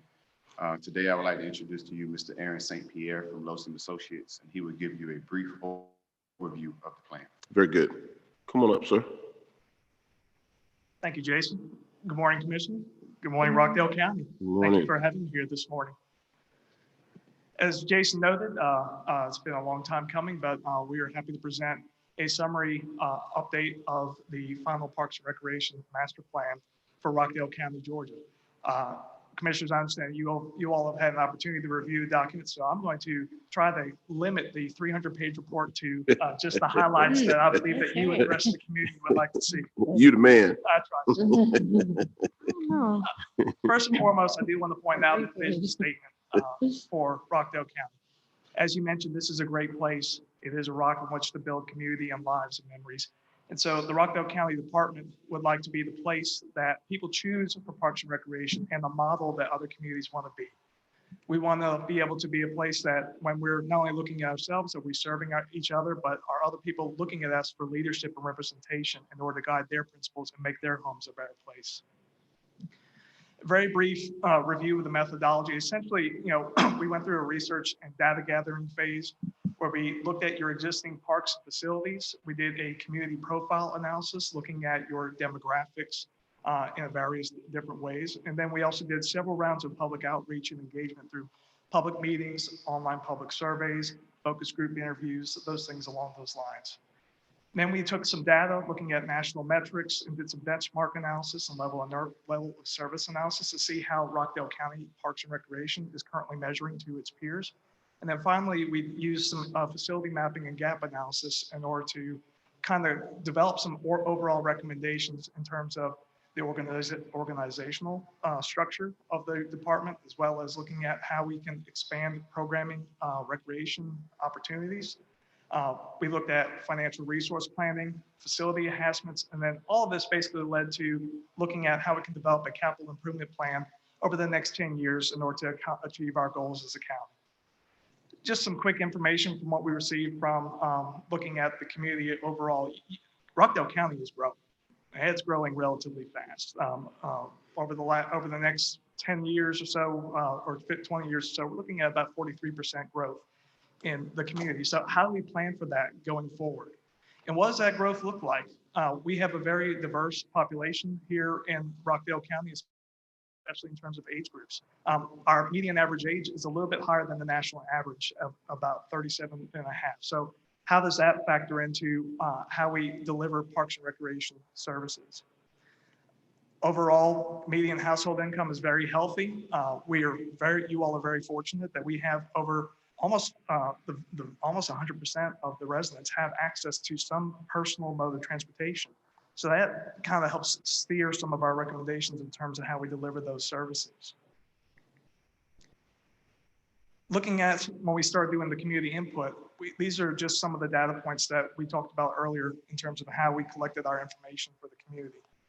We had 3 community meetings where we had several stations set up with voting boards, comment cards for residents to leave their thoughts. And then we also had community mapping exercise to get a little bit more in-depth information from residents and participants about what they're seeing currently in the system. Then we had an online survey, and we had a very good response rate on the online survey. The survey was structured into these categories, basically asking pointed questions about these various aspects to get some feedback from the community. One of the big things that we came out of there was looking at trying to determine access. How are people actually going to use Rockdale Parks and Recreation in their programs and facilities? And these are some of the interesting metrics that go into other parts of our reporting. We realized that residents are willing to walk potentially up to 2 miles to the facility. They would drive 15 minutes. And then there was also a strong segment that said they probably wouldn't ride a bike to a facility. And what does that say? Does that mean that they just prefer not to do that? Or do we not have the facilities to facilitate safe and convenient travel via bicycle for the residents? Then we also asked them for some feedback on the overall performance of the agency. And overall, everything was very positive. There were some issues that were identified, specifically getting information out to the public through marketing and communications. But overall, there was very strong support from the community for us to continue to build upon our programs and facilities that the department is currently delivering. One of the interesting things that we always look at is funding and how we try to deliver funding. There needs to be community support in order to allocate funding. And so one of the questions that we always pose is, if you, how much would you in your household be willing to spend per month if we had the opportunity to support enhanced recreation programs and facilities? And the majority of the residents came back and said somewhere around $5 a month, which extracts out to a large dollar sum that we can then determine how we might be able to expand those programs and facilities. But one of the things in order to be able to do that, it's not just the facilities, but also the programming. So how do we what do the community want to do in terms of expanding on the programming? And these are some of the highlights. They want to make sure that, general recreation programs and activities are enhanced and expanded. They wanted to make sure that arts and cultural events were supported, as well as developing and continuing more larger community-wide special events. We drill down in terms of how these programs are identified by age groups.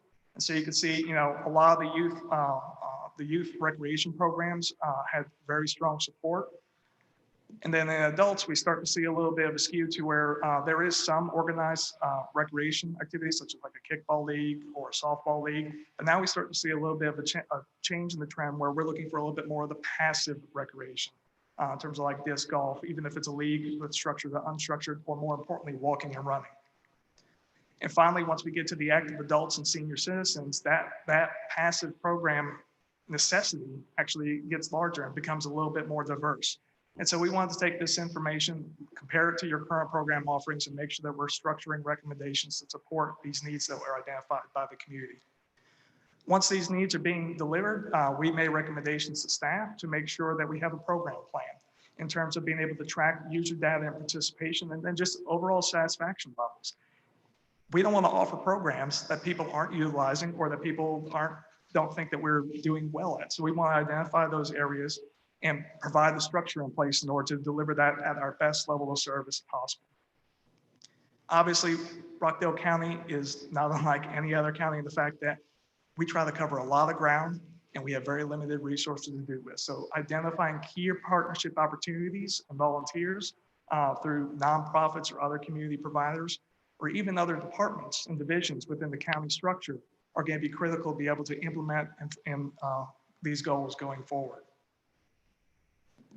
Some of the other things that we want to recommend, looking at national trends and also specific to recreation here in Rockdale County, was other opportunities and ideas that you might not be doing currently, such as specialty camps, whether it's like an arts and science camp, as opposed to just a good old fashioned, let's go pack a bag and stay in the cabin, or after school program. But again, also look at expanding therapeutic rec programs is another one to help citizens who might not be currently receiving those services here in our county. In order to facilitate these programs, we need staffing, and we need that staff to be empowered properly in order to do their work. So what we did was we evaluated the current staffing structure and their duties. We compared those to NRPA, National Park and Recreation Association metrics, and then developed some recommendations for the overall structure of Parks and Recreation, as well as how it can support expanded programming and expanded service delivery as the system continues to grow.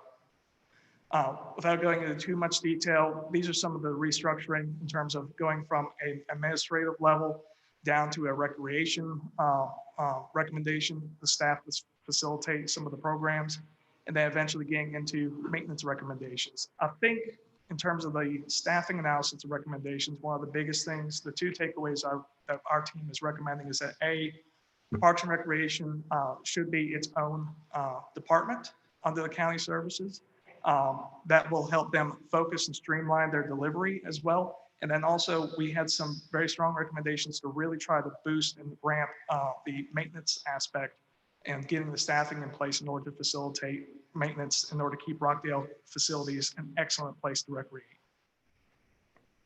And also specialty programs such as Costley Mill and the Tennis Center, looking at the organizational structure for that and how it works into the overall framework. When we talk about metrics, one of the things that a lot of people are shocked to find is that the number of staff that are typically required to operate a large recreation system is actually pretty high.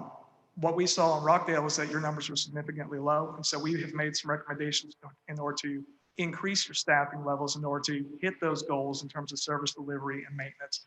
But we're not quite hitting the point where we're recommending that you go to meet the median metrics for the nation. That would be irrational at this point. You need to have stage growth over the next couple of years. So we recommend starting here and then reevaluate in the next decade to see where you are. We also did a budget assessment in order to see how your spending compares and where how that money is being facilitated and a balanced distribution. Looking at benchmarking, generally speaking, compared to some of your benchmark communities that are similar size or similar resources, your percentage of the general fund budget is relatively low. However, it is important to note that proportions of general funds doesn't really tell us much. We also have to look at how much of that is being spent per capita.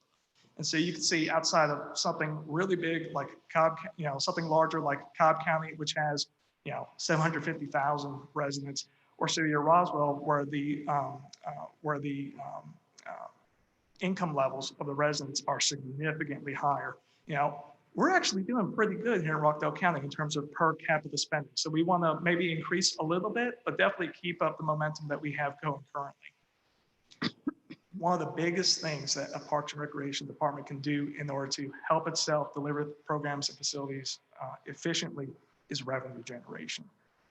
We have changed to a business model in Parks and Recreation, believe it or not, to where we have to subsidize a lot of the programs and facilities that are being offered. However, we have to identify specific areas where we can charge minimal fees in order to cover base costs, but also look at maybe generating a little bit of cost in order to help fund some of the subsidization of those other programs. And y'all are doing a great job of that so far, by the way. So currently, we have several funding sources in place, but some additional options that you and your staff can consider going forward is building on some of these other non-typical funding sources, especially unique things like a buy a foot program where you reach out to community partners in order to buy a mile of a greenway and have their naming rights attributed to that. Well, the next thing to do is obviously looking at your overall park facilities. Y'all are doing awesome. You have 21 parks and over 1,700 acres, which is fantastic. And you're taking care of everything very well. What we end up doing is looking at your facilities and within each one of your parks, and we compare that to national averages, and then we make adjustments on that to figure like whether or not, do you have too many baseball fields? Do you have too few? Are you short on indoor programming area? And if so, what type of indoor programming area do we need? And so we look at those metrics in order to, and then compare them with the actual facility assessments where we actually look at what's in the park. We develop a qualitative assessment of your park conditions, and then we develop some recommendations for renovation and expansion. So in addition to looking at what you currently have in terms of parkland, we looked at some gap mapping in order to figure out the distribution of your parks and facilities throughout the county. And so this gives us the idea of whether or not there are any service area gaps in the community and what types of facilities based on our recommendations and the community input can we put into those gaps in order to make sure we're serving every resident of Rockdale County. Out of that, some of the major recommendations that came out was the idea of 2 new community parks in the southeast area of the county, as well as the implementation of a new downtown park. And then finally, some conversion of the CE Steel Community Center. And I believe that was for teen programming, I believe is what we were looking at for that. And then obviously the upcoming renovations here to the auditorium in order to facilitate larger expanded programs in the county. You all are very fortunate in the fact that you have a very robust trails and greenway system so far. You have 20 miles already on the ground. And concurrent with some of the other planning efforts, we're recommending 14 additional miles of paved trails, but also expanding and developing 8 miles worth of blueways or connection corridors via streams and creeks in order to expand on that. And that will facilitate community-wide connectivity, especially for that portion of the population who maybe said they didn't want to ride a bike to Parks and Recreation. Hopefully this gives them the power, the safety to be able to get that connection in their community. All this goes into developing a capital improvement plan. And so develops opinions of probable costs were developed for each facility as well of your existing ones, as well as the new ones that we talked about. And more or less, we identified over $85 million worth of funding needed to address the needs. A lot of that has to come with deferred maintenance that might have occurred over the years. But a lot of it is just the fact that parks, like so many other things, age. And there's need for continued investment in our facilities in order to keep them operational and to a Rockdale standard of quality going forward. Obviously, that is a huge chunk to bite off at one time, so we developed is a 3-tiered approach, where tier 1 addresses some of the lower hanging fruit, where it has a lower economic impact, but addresses a lot more of the safety, maintenance concerns, as well as ADA deficiencies that are currently in your facilities.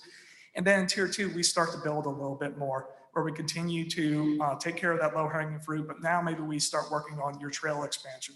We start to work on some of your larger renovation projects. And then finally, in the latter phase of this capital improvement plan, by the time we've hopefully developed some funding and got a better secure footing under our feet, we can start to take on some bigger projects like continuing and completing the Greenway Trail or taking on some of the larger new facilities.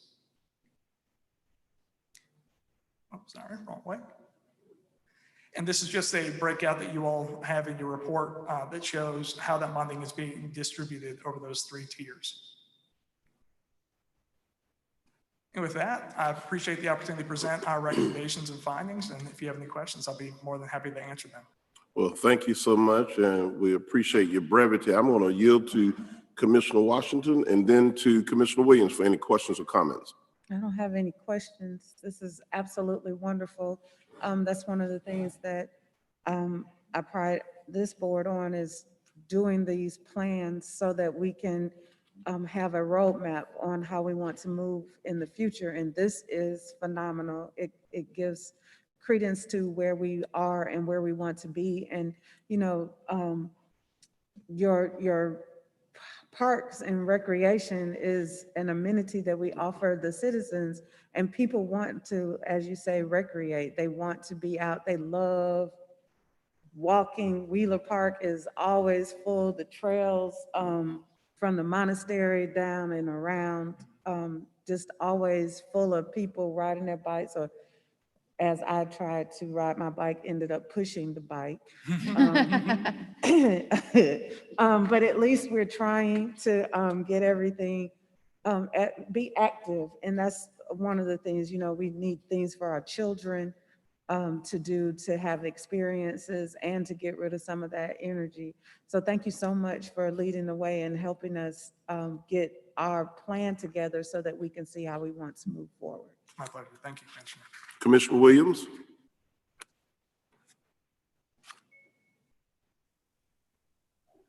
So, like Commissioner Washington, I am a huge fan of strategic plans because they show us what we have right now and where we can go and what we will need to do to get there. And so I really appreciate this plan. I think Parks and Recreation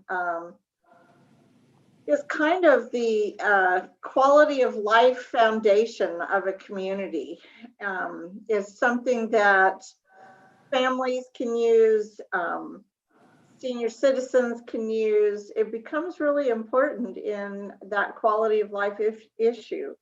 And that quality of life issue permeates our physical health and our mental health and our social health, and makes us a stronger community. So thank you very much for your work on this plan. Thank you. Thank you, Commissioner. Thank you so much. I do have a question. One of your early slides, you were talking about the level of commitment from your poll or your survey that came back from the Rockdale residents about the amount of money they're willing to pay and or spend for improvements in parks and recreation. What was that dollar amount? On average, it was about $5 per month per household. $5 Yes, sir. per month Yes, sir. per household. Yes, sir. You said that earlier kind of quick and fast, and I caught that because that was a concern for me. It is a concern, as both of the commissioners have very eloquently talked about all of the amenities in Rockdale County and the improvements that we've made in the area of parks and recreation. When I think about $5 per household, that is a concern as we are strategically planning to move forward in the area of parks and recreation. I wanted to just go back to that number. I thought that was what you said. I wasn't sure if I misheard you or something or not, but $5 per household is a concerning small amount of money for the demand that our parks and recreation, because you went on in your presentation to talk about the balance of having enough personnel to be able to cover the number of parks. Then you talked about the concern of folks saying they really wouldn't want to ride a bicycle to a facility, but we couldn't pinpoint whether that was due to the lack of us not having enough bike trails in Rockdale County or something more related to cycling in the county. So I just wanted to get a little bit of clarity there regarding that. Any thoughts about that dollar amount from your experience in the area of what you're doing with Parks and Recreation? Yes, sir. First of all, I would like to say that response is not atypical. We do see a lot of communities, particularly here in Georgia and the Southeast, where that dollar amount is usually where we land at. We were generally hoping to see a community response in the range of about $10 to $15 per month. Based on your financials and looking at your level of service, that would help cover a lot of those costs. What I have seen and what other communities do, and what I recommend that you all do is, we've been working on this plan for 2 years now, or over 2 years now. And Parks and Recreation has already made great strides in advancing their programs and facilities since its time, especially before COVID unfortunately hit us. I believe the community is responding to that. So what I would encourage us to do is to continue the implementation and revisit in about 5 years and re-engage the community and basically give the metric as to whether or not, are we doing better? Like you said that you would support us, and we're doing the best we can with the more that you're giving us. Are we hitting our goals? Are we meeting your needs? And if so, if that's enough, can we continue this? Or do you know that if we had just a little bit more, how much better things can be? And I would also like to say that on top of that, it is important to balance not only the commitment, the financial commitment of the residents to do this. As I mentioned earlier, there are multiple alternative funding sources, and leveraging that not only for Rockdale but any community is essential in order to achieving your goals. And so I would strongly recommend those two modes. Thank you so much. This has been most beneficial to us. It lets us know several of the areas that we need to continue to work on and put a little bit more emphasis on. I also believe, commissioners, so in terms of the funding source and the financial part of what backs up and supports Parks and Recreation, we've got some more educating to do. We've got some more explaining to do about how to connect the dots as relate to the contribution coming from each household versus the amenities that people would like to see, the activities they would like to see in the county, and the demands they currently put on the county. I think there's a little bit of a disconnect somewhere if there's, your poll is telling us about $5 average household to support Parks and Rec in Rockdale County. We've certainly got some more work to do in that area. Absolutely. Is that $5 in addition to what they're already spending, Yes, or what they addition. want to Yes, spend? I'm So sorry. they're saying about $60 a year is what they would feel comfortable spending in addition to what they already spent. That is correct. That's correct. All right, commissioners, any additional comments or questions? Well, so I jotted a few notes as we were having this conversation. $60 a year is some of the, if we had, one of the suggestions on the plan was in creating revenue and generating additional revenue was to have a dedicated part of the millage rate be for Parks and Recreation. And that might be a way to address some of those needing some of those extra funds to provide other services.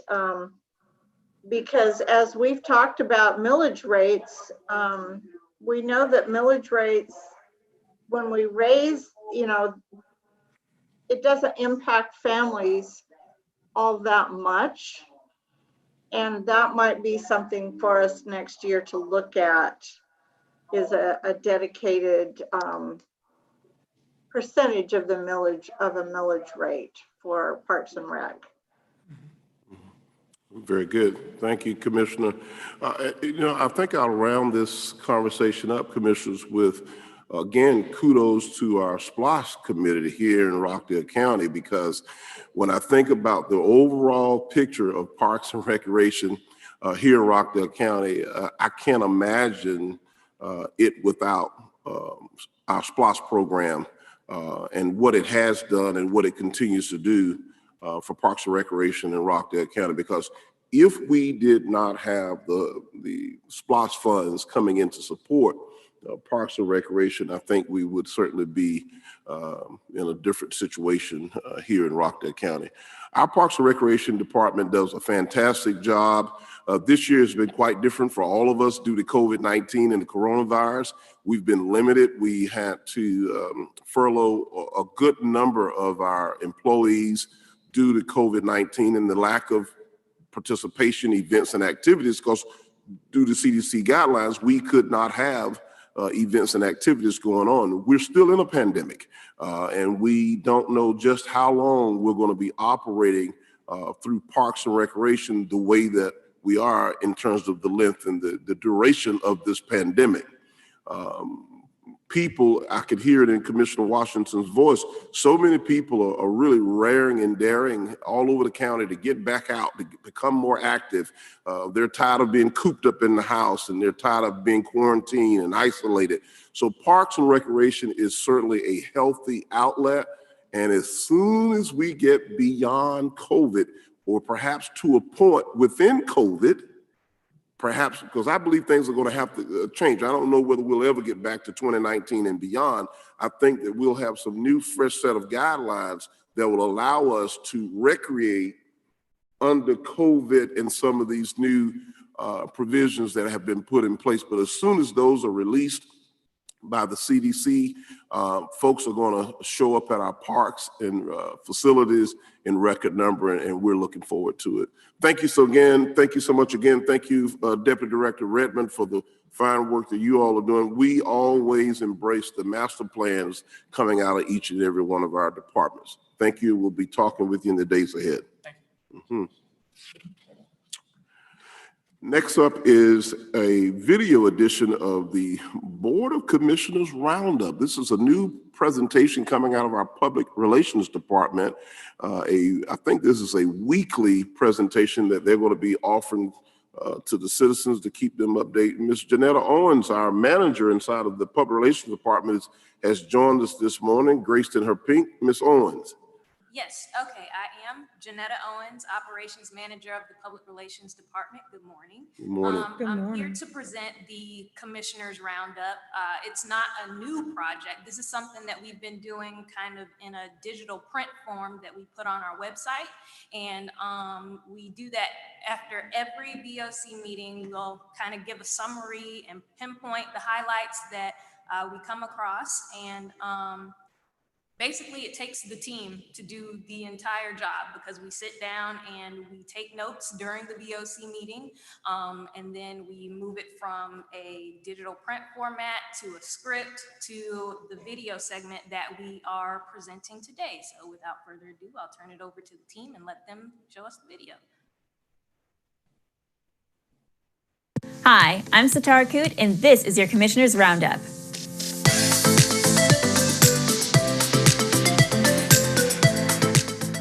The Rockdale County Board of Commissioners held a voting session on Tuesday, October 13, 2020 at the Rockdale Auditorium. The Board of Commissioners recognized National Community Planning Month and presented the Rockdale County Planning and Development Department with a proclamation. The BOC also presented to the Rockdale County UGA Cooperative Extension Office's 4-H program a National 4-H Week proclamation, which recognized the role and importance of 4-H activities for Rockdale County youth. Following these presentations, the Rockdale County Public Relations Department presented several items in celebration of Rockdale 150. They include presenting the BOC with a proclamation renaming and reestablishing October 18th in Rockdale County as Founders Day, showcasing an updated Rockdale County User's Guide, showing highlights of the Rockdale 150 YouTube page, and finishing it off with a musical medley in celebration of 150 years of Rockdale performed by Mr. Derek Monk. That we can set aside Rockdale to show how much we love. Happy birthday to you. Happy birthday to you. Happy birthday. Happy birthday, Rockdale. Yeah. Happy birthday, Rockdale. Happy birthday. Following the Rockdale 150 items, Restoration Storehouse presented updates on the nonprofit and their partners. Representative-elect and Rockdale resident Rhonda Taylor shared her remarks and gave a legislative update on what we can expect from her as she moves into her role as a state representative. At the October 13th meeting, the BOC approved grants to the Rockdale County court system for several programs and coordinators for court services, approved an election expense grant from the Center for Tech and Civic Life for the Board of Elections, considered the adoption of a water sewerage revenue bond, which will be heard at a called meeting on October 29th at 3:30 p.m., made volunteer appointments for KCRB and the Conyers-Rockdale Library Board, and lastly, appointed Margaret A. Moore Jackson as the Director of Technology Services. On your screen is a list of upcoming public hearings and voting sessions. Again, I'm Satara Coote, and this was your Commissioner's Roundup. All right, and so from there, I just kind of wanted to give everybody where they can find the write-up version that can be found on the Rockdale County website under top stories, and that is rockdalecountyga.gov, and then under top stories, they can find that. And then for the Vimeo, the video version, it can be found on vimeo.com/rockdalegov. And before I leave the podium, I wanted to remind everyone about the called meeting occurring on Thursday, October 29th at 3:30 p.m. The citizens, if they want to listen in, they can listen to that on the Rockdale County official Facebook page, and that is facebook.com/rockdalegov.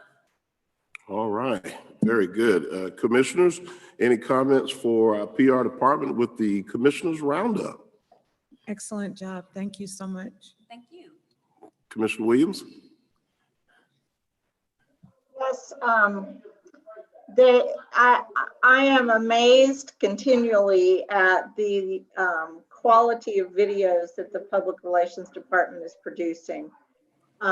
It seems like they're putting out something almost every day. I get notifications of Vimeo videos. So I think this is a great way for the public who don't really have the time or inclination to actually attend the meeting to get a recap on what happened at our board meetings. It's a great way to do it. Very good. Thank you, Ms. Owens, and thank you to the entire staff with the Public Relations Department on the work that you're doing, and we certainly appreciate the Commissioners Roundup. Thank you. All right, Commissioners, it is time to move this agenda forward. At this time, item number 4, we will have the approval of the agenda. I move to approve the agenda as published. I second that motion. It's been properly motioned and second. Are there any questions? All in favor say aye. Aye. Aye. Motion carries. Item number 4, the approval of the minutes from October the 13th. I move to approve the minutes as presented. I second that motion. It's been properly motioned and second. Are there any questions? All in favor say aye. Aye. Aye. Motion carries. Item number 6, unfinished business with Viewpoint Health. Thank you, Mr. Chairman. Item 2020-430 under unfinished business is a contract with Viewpoint Health. This is for the Adult Accountability Court to provide services for adult accountability courts and the fee schedule. The term is October 1st, 2020 through September 30th, 2021. I move to approve this contract as presented. I second the motion. It's been properly motioned and second. Are there any questions on this one? Mr. Attorney, is that, did we get the item that I was concerned about rectified on There's that? been no amendment to the contract as far as I know. I've had several conversations with the different judges, and the feeling was we needed, from Judge Bills, was we needed to approve this contract, and then they will address any other issues, but that this one needed to be approved today. Yeah, but my issue is once we approve the contract, then we don't have any leverage to negotiate what we need or what is desired in the contract because we would have approved it. Well, I addressed that with the judge, and she said that, you know, there's a provision within the contract that we can stop the contract or change the contract as needed with, you know, with the right notifications and approvals. Okay, sounds like there needs to be a conversation with the vendor, and I think that the interest is not really in ending the contract, is making some modifications and taking some things into consideration.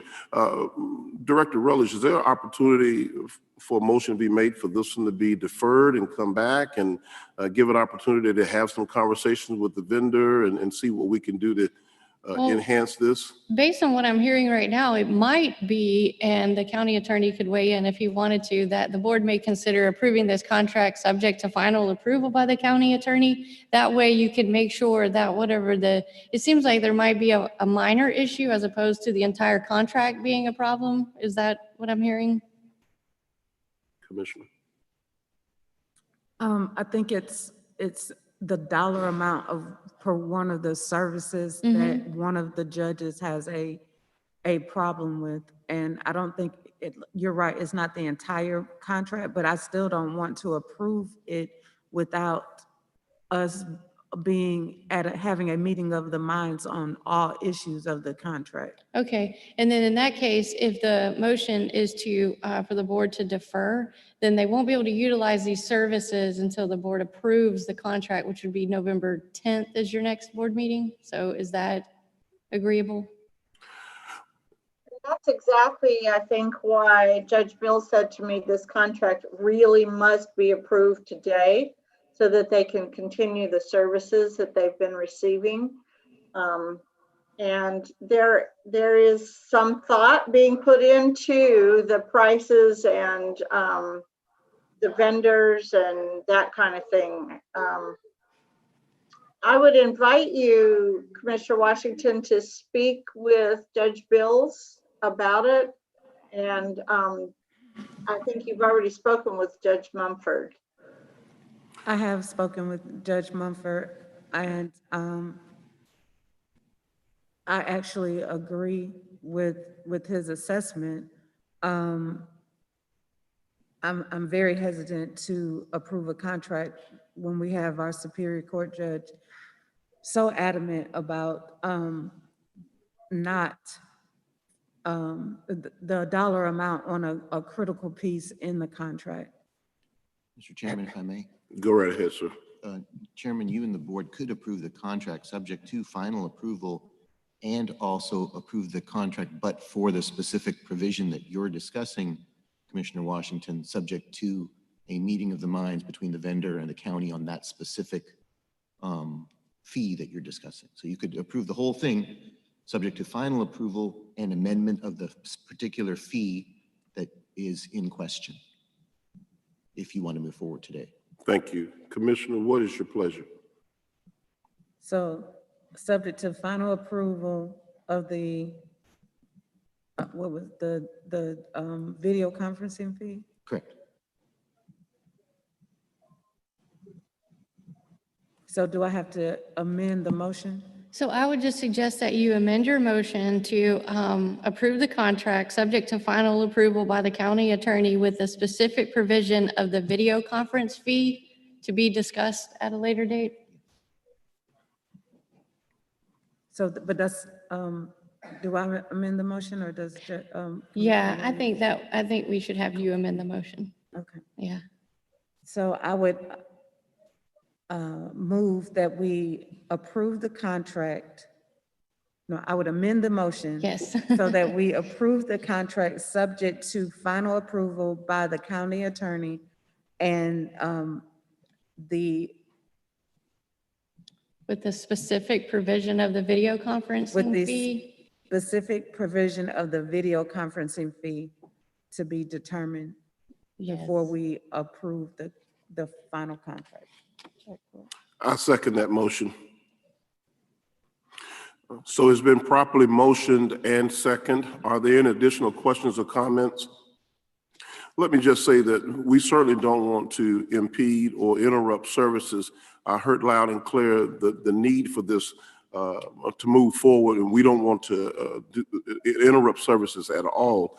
I do share the concern with Commissioner Washington that we need to expedite the conversations as this year is fast coming to a close, that when we revisit this again, that we're all on the same page and would have reached a common ground. Commissioner Washington, I do want to suggest that you make every effort available schedule-wise to try to mediate and find a way to reach that common ground so that when we as a board collectively come back into this setting with such a fast clock ticking, we can make a decision. I connected the CEO of Viewpoint Health with Judge Mumford, and they were supposed to have a conversation on Friday. I did not hear any more back from them. I let Judge Mumford know that she would be contacting him so that they could discuss it, because there had been some email communication, but no one got back to me other than Judge Bills, who said we had to approve this contract. So I don't know what came out of that meeting with them, and if they reached some kind, if it was agreed upon to do the contract as presented, as written. I don't know what happened with that. So Commissioner Williams, should it be you doing the follow-up, or is this something that Commissioner Washington should get it? I think you've already had some level of dialogue between Judge Mumford and the CEO of Viewpoint.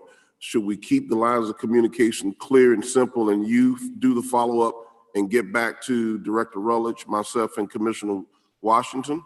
Or how? What's your take on that?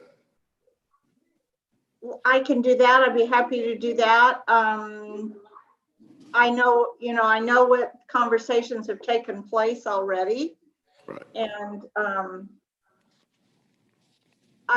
go ahead and check on that. Thank you. And please, if you would just circle back to Director Rutledge and the county attorney so that we can solidify all of this, and that way we'll all be on the same page. I think just keeping simple lines of communication. Thank you so much. I think that So we had a motion and a second. Now we're done. Are we done with discussion? We need the vote. Okay. So all in favor say aye. Of the amendment. Yes. All in favor say aye. Aye. Aye. Motion carries. All right, going on to the regular agenda now, item number 7, 2020-454. Thank you, Mr. Chairman. This is with the Governor's Office of Highway Safety through the Sheriff's Office. It's part of the HEAT unit. It's a grant in the amount of $166,316.99. The term is October 1st, 2020 through September 30th, 2021, and this is submitted as a ratification. I move that to ratify this grant as presented. I'll second the motion. It's been properly motioned and second. Are there any questions? All in favor say aye. Aye. Motion carries. Item number 455, please. Yes, this is with Academy Lock and Key Incorporated through the Recreation and Maintenance Department. This is for alarm monitoring service for county facilities. It's a unit price contract in the amount of $1,140 per month. It's 1 year with option to renew 3 additional 12-month periods. I move to approve the contract as presented. I second that motion. Been properly motioned and second. Are there any questions? All in favor say aye. Aye. Motion carries. Item number 456, please. This is with Busy Bee Exterminators Incorporated through the Recreation and Maintenance Department. This is for pest control for county facilities and is a unit price contract in the amount of $2,236 per month. This is for 1 year with option to renew 2 additional 1-year periods. I move to approve this contract as presented. I second the motion. Been properly motioned and second. Are there any questions? All in favor say aye. Aye. Motion carries. Item 457, please. This is with Automated Integration LLC with the Water Resources Department. This is the SCADA Supports Professional Service. This is change order number 1 to contract 2018-193. This is for additional funds due to emergency purchases and estimated additional labor hours. It's an additional $11,520 and is renewed through November 26 of 2021. I move to approve this contract as presented. I second that motion. It's been properly motioned and second. Are there any questions? All in favor say aye. Aye. Aye. Motion carry. Item 458, please. This is with Air Products and Chemicals Incorporated. This is for the Water Resources Department for the liquid oxygen and oxygen tank rental. This is change order number 3 to contract 2010-57. This is a new price of $8.23 for 1,000 FTS and $1,473 monthly rental. I move to approve this contract as presented. I second that motion. Been properly motioned and second. Are there any questions? All in favor say aye. Aye. Motion carries. Item 459, please. This is with Wayne A. Mullen through the coroner's office. This is for deputy coroner on an as-needed basis to handle coroner case calls. It's $175 per call. This is for 1 year with unlimited 12-month auto renewals unless the contract is terminated. Move to approve the contract as presented. I second that motion. Unfortunately, this year has been an extremely busy year for the coroner's office. I had an opportunity to talk with Coroner Levitt about the need for additional support with his deputy coroners. And of course, due to COVID-19 and the coronavirus, there's been a bit strain on the coroner's office this year. This has been properly motioned and second, properly motioned. Are there any questions? All in favor say aye. Aye. Aye. Aye. Motion carries. Item 460, please. This is with Demetrius Moore through the coroner's office. This is for the deputy coroner on an as-needed basis to handle coroner case calls as well. And it's also in the amount of $175 per call. This is for 1 year with unlimited 12-month auto renewals unless the contract is terminated. I move to approve this contract as presented. I second the motion. Been properly motioned and second. Commissioner Williams, your volume has gone down even lower. All in favor say aye. Aye. Aye. Motion carries. Item 461, please. Thank you. This is with Tyler Technologies Incorporated through the Clerk of Superior and State Courts Office. This is for Odyssey Software as a service. This is the agreement, and it's a change order number 2 to contract 2019-149. This is the modification in terms of deliverable language and to add warrant software. It's an additional $5,125, and the term is 5 years. I move to approve the contract as presented. I second that motion. It's been properly motioned and second. Are there any questions? All in favor say aye. Aye. Aye. Motion carries. Item 462, please. This is with the Children and Family Futures Incorporated through the Juvenile Court. This is training and technical assistance for Family Treatment Court. This is the funding under the SAMHSA grant in the amount of $23,837. The term is November 1st, 2020 through August 31st, 2021. I move to approve this contract as presented. I second that motion. Been properly motioned and second. Are there any questions? All in favor say aye. Aye. Motion carries. Item 463, please. This is with Ross and Associates. This is through the Planning and Development Department. This is change order number 3 to contract 2018-15. This is for the 2020 annual capital improvement CIE, and it's an amount not to exceed $4,540. This is to extend the term through February 28th, 2021. I move to approve the contract as presented. I second that motion. Properly motioned and second. Are there any questions? All in favor say aye. Aye. Motion carries. Next item, please. Item 464 is a resolution of the Rockdale County Board of Commissioners providing for the issuance and sale of a tax anticipation note in the principal amount of $5 million and for other related purposes. I move to approve this resolution as presented. I second that motion. Been properly motioned and second. Are there any questions? All in favor say aye. Aye. Motion carries. Next item, please. Item 465 is with the Rockdale County Water Resources Department. This is a resolution to authorize the sub-meter and wastewater billing for the Millstead Place, the utility customer service agency agreement between the Millstead Place Community Association and Rockdale County, Georgia, and also for the water and sewer service easement for this development. Well, that was a mouthful. Yes, it was. Yes. All together. I move to approve these items as presented. I second that motion. Been properly motioned and second. Are there any questions? All in favor say aye. Aye. Motion carries. Item 466, please. Item 466 is a requisition with the Water Resources Department. This is for Air Products and Chemicals Incorporated. This is for liquid oxygen and tank rental in the amount of $76,539. I move to approve this requisition as presented. I second that motion. Been properly motioned and second. Are there any questions? All in favor say aye. Aye. Aye. Motion carries. Item 467, please. This is a requisition with the Water Resources Department. This is for Delta Municipal. This is for the meter installation in the amount of $953,795.39. I move to approve this requisition as presented.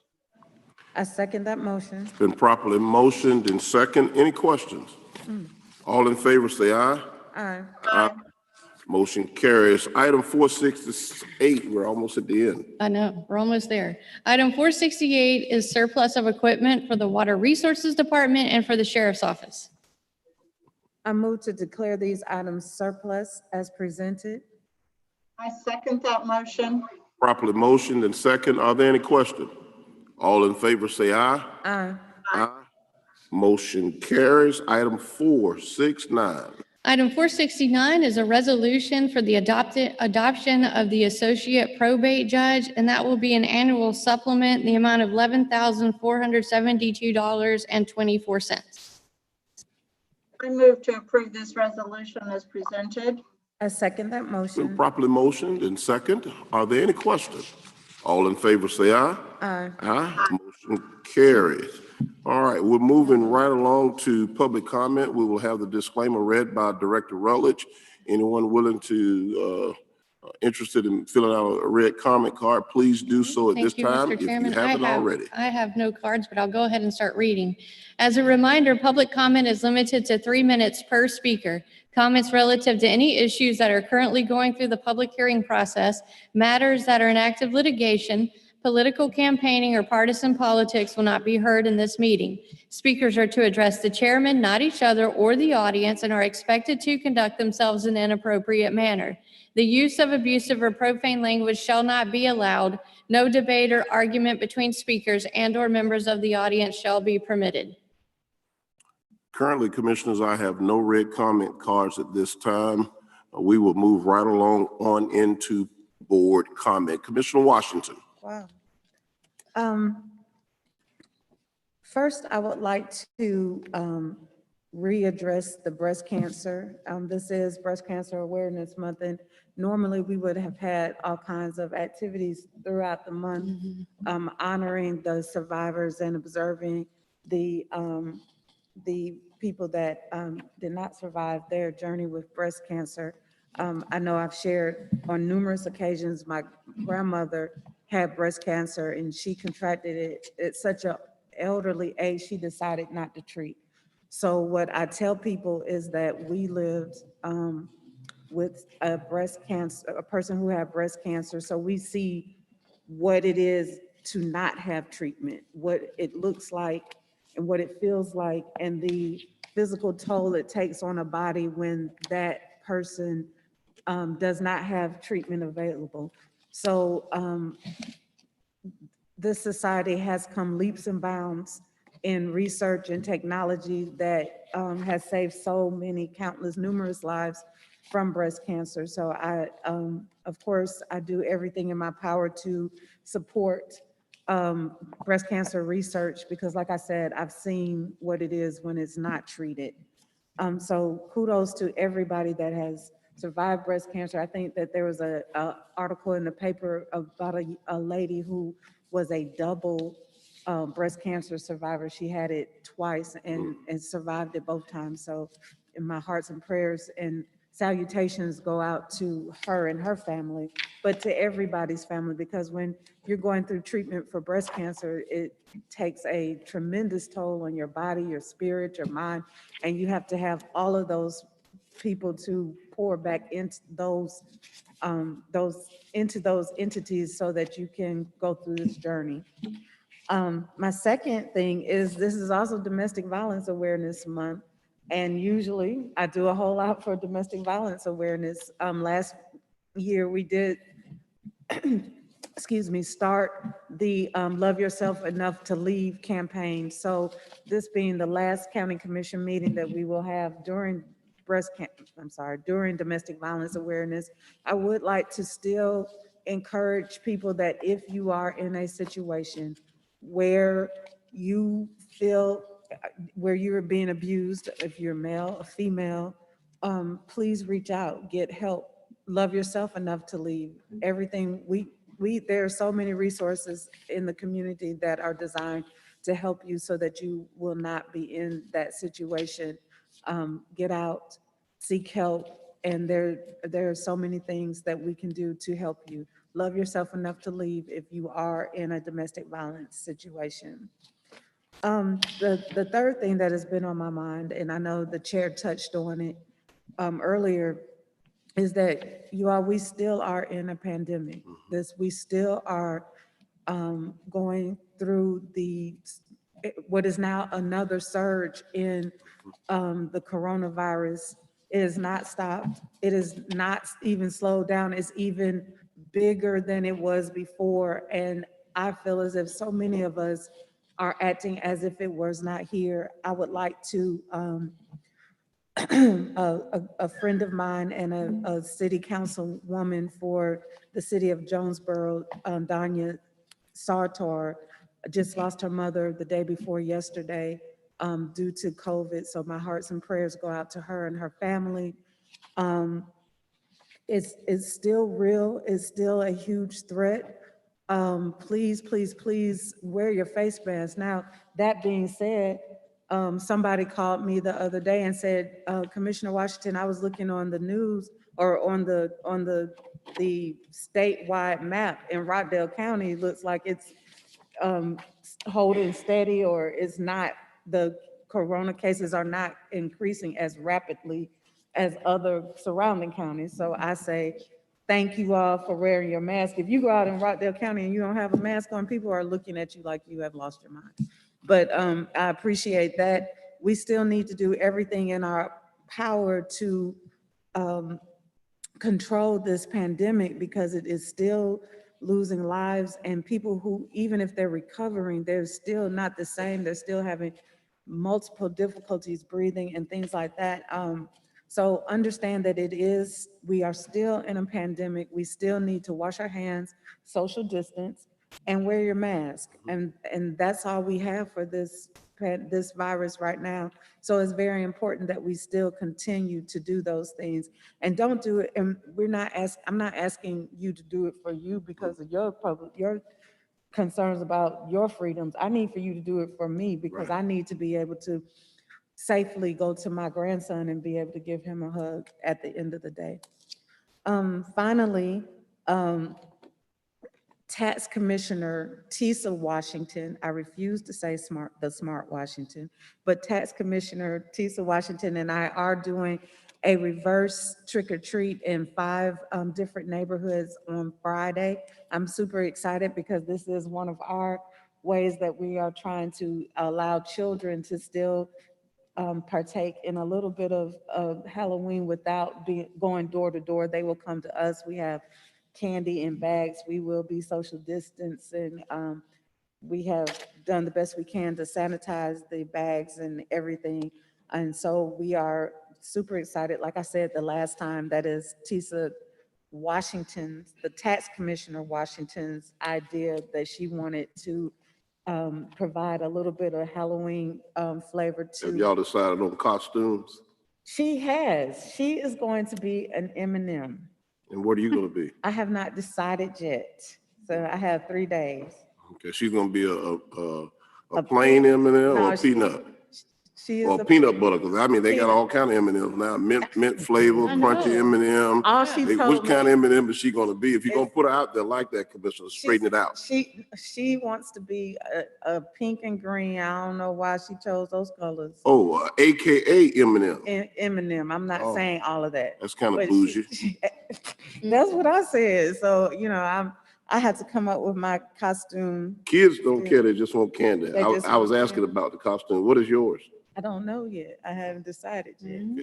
You know, KJ is going to be a train conductor. So maybe if I can find a conductor outfit large enough. Maybe your costume ought to be red and white. I'm not following behind the AKs and anything. We already did that. But so we are excited about that venture for this weekend.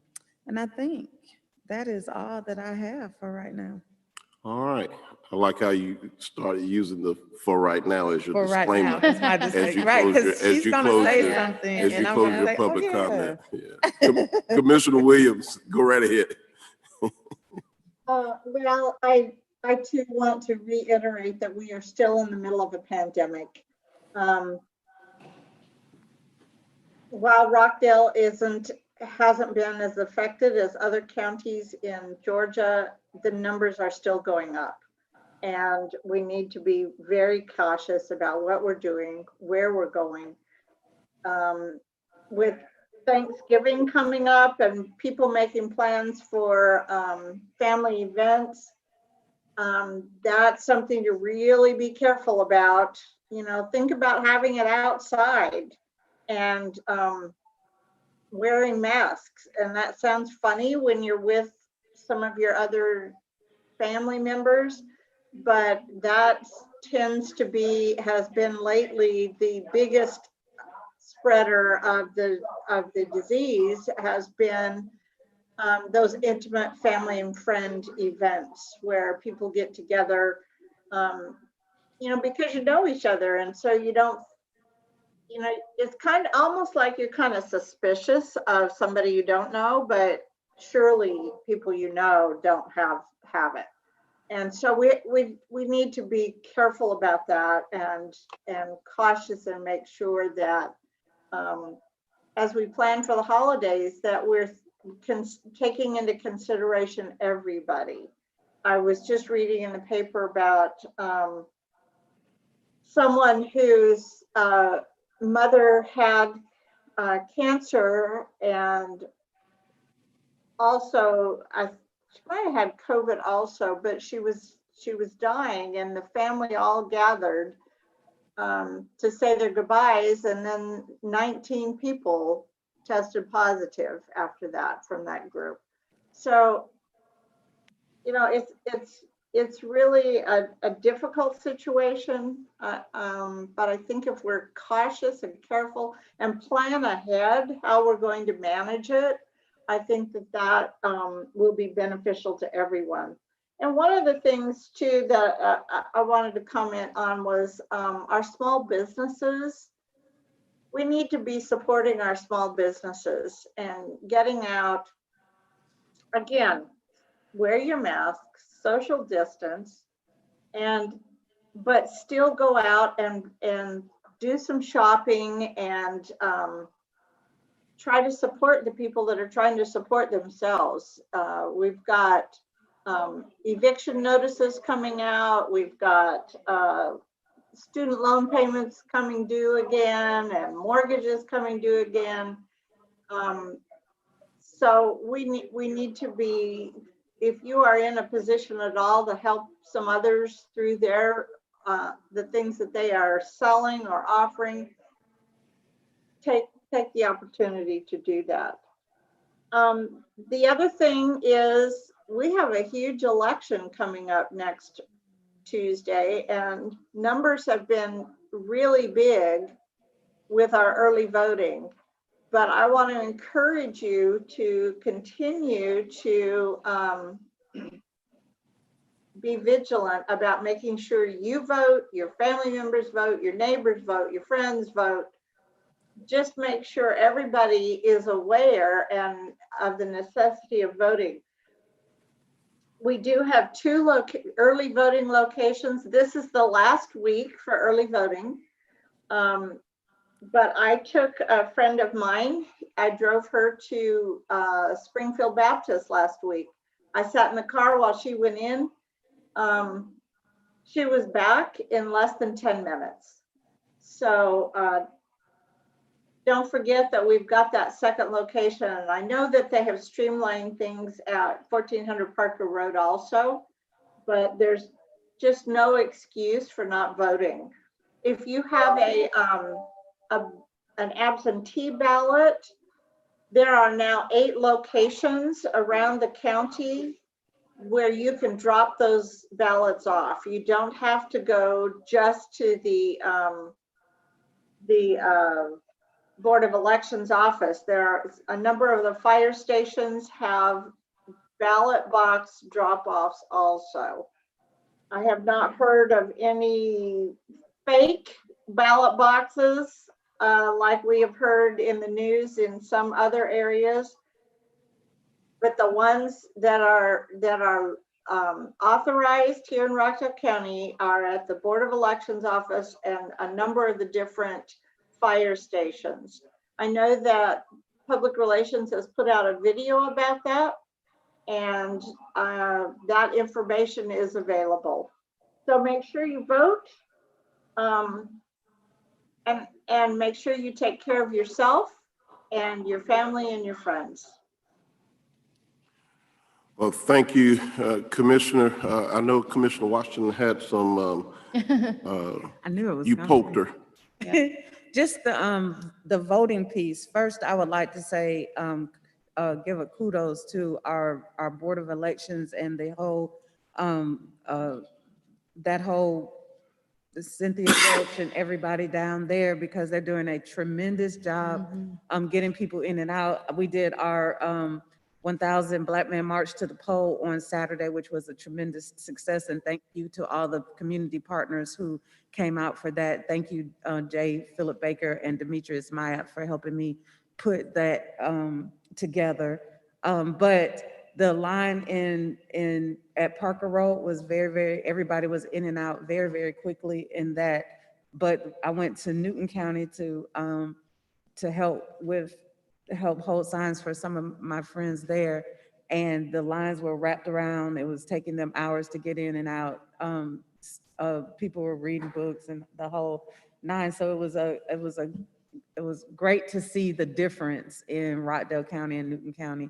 And our elections department is doing an outstanding job. But I do want to reiterate what Commissioner Williams said. There is no excuse in not voting in this election. Every avenue is available and highly publicized. The 2 polling locations, multiple places that you can bring your absentee ballots. And you all, I need to say this, I think I may have said it the last time we were here.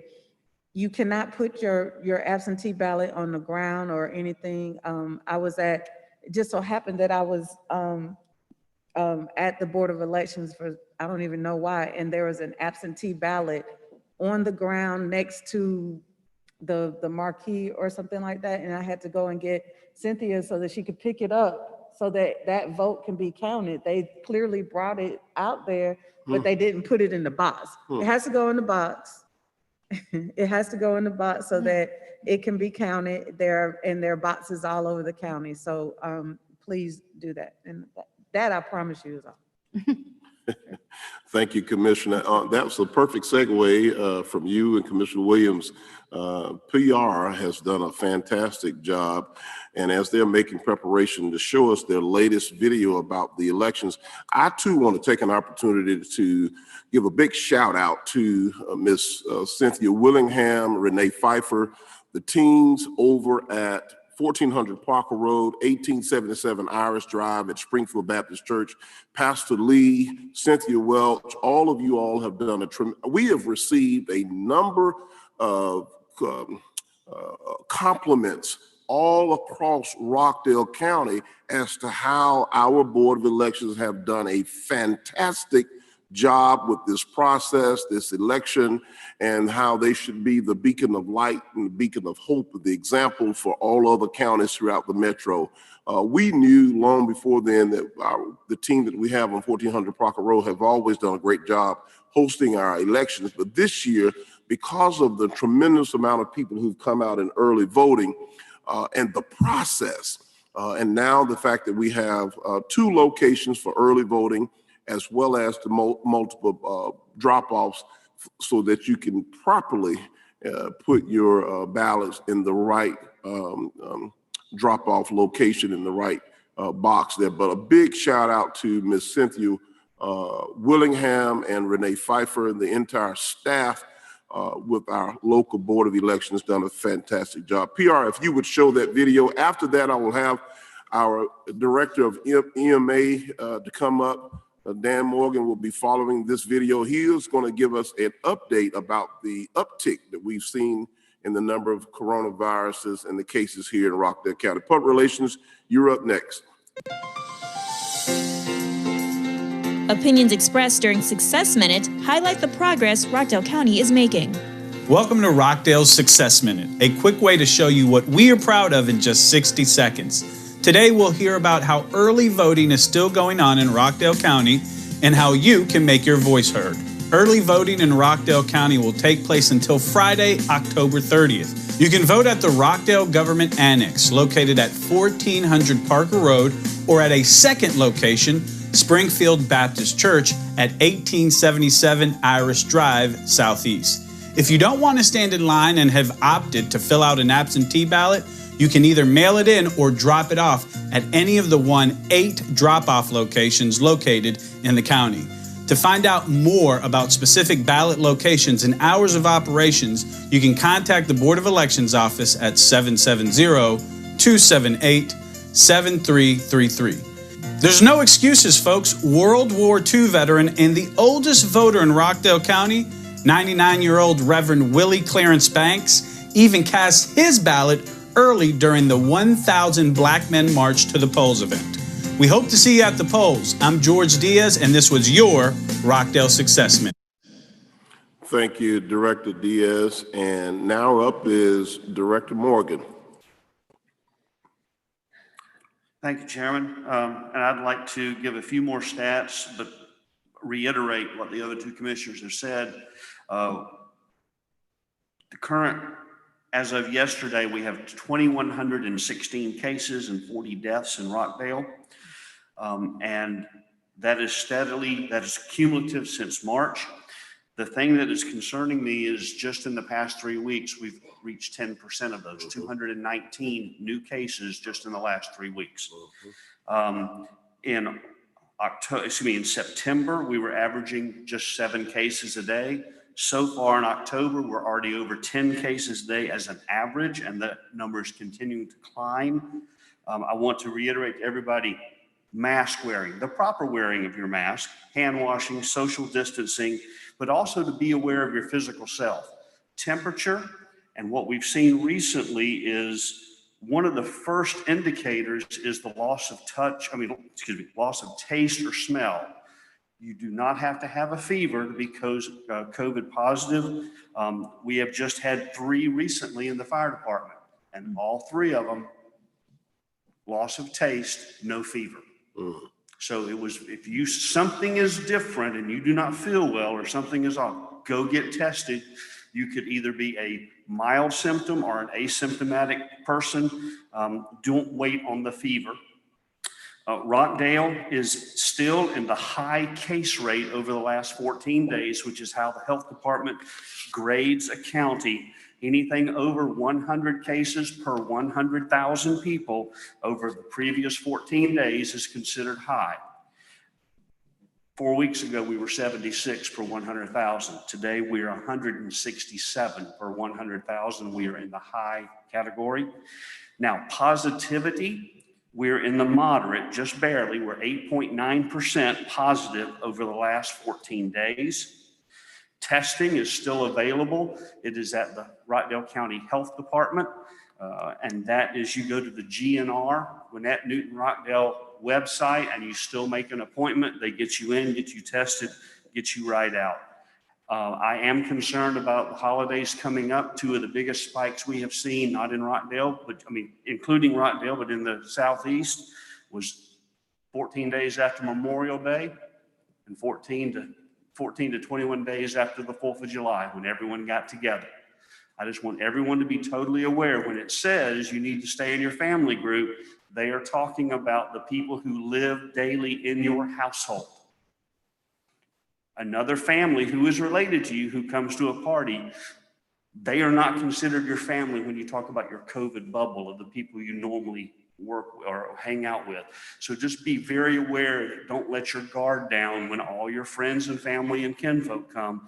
You still need to be very aware of COVID rules. Thank you. Thank you, Director Morgan. Thank you for all that you and your team in the Emergency Management Division have been doing in that department to keep us abreast throughout this coronavirus. Very briefly, I want to talk about a couple of things here. There's been a good number of Rockdale residents, I hope you're listening. There's been a good number of complaints about littering in our county. We're asking you to please, when you see something, say something. All of those folks who live in the apartment complexes, we're asking that please don't forget to take your trash bag off the hood of your car and put it in the dumpster before you drive out on the roadway, and then your bag goes all over the street and there goes all the trash up and down the road. We are receiving a good number of complaints concerning litter in Rockdale County.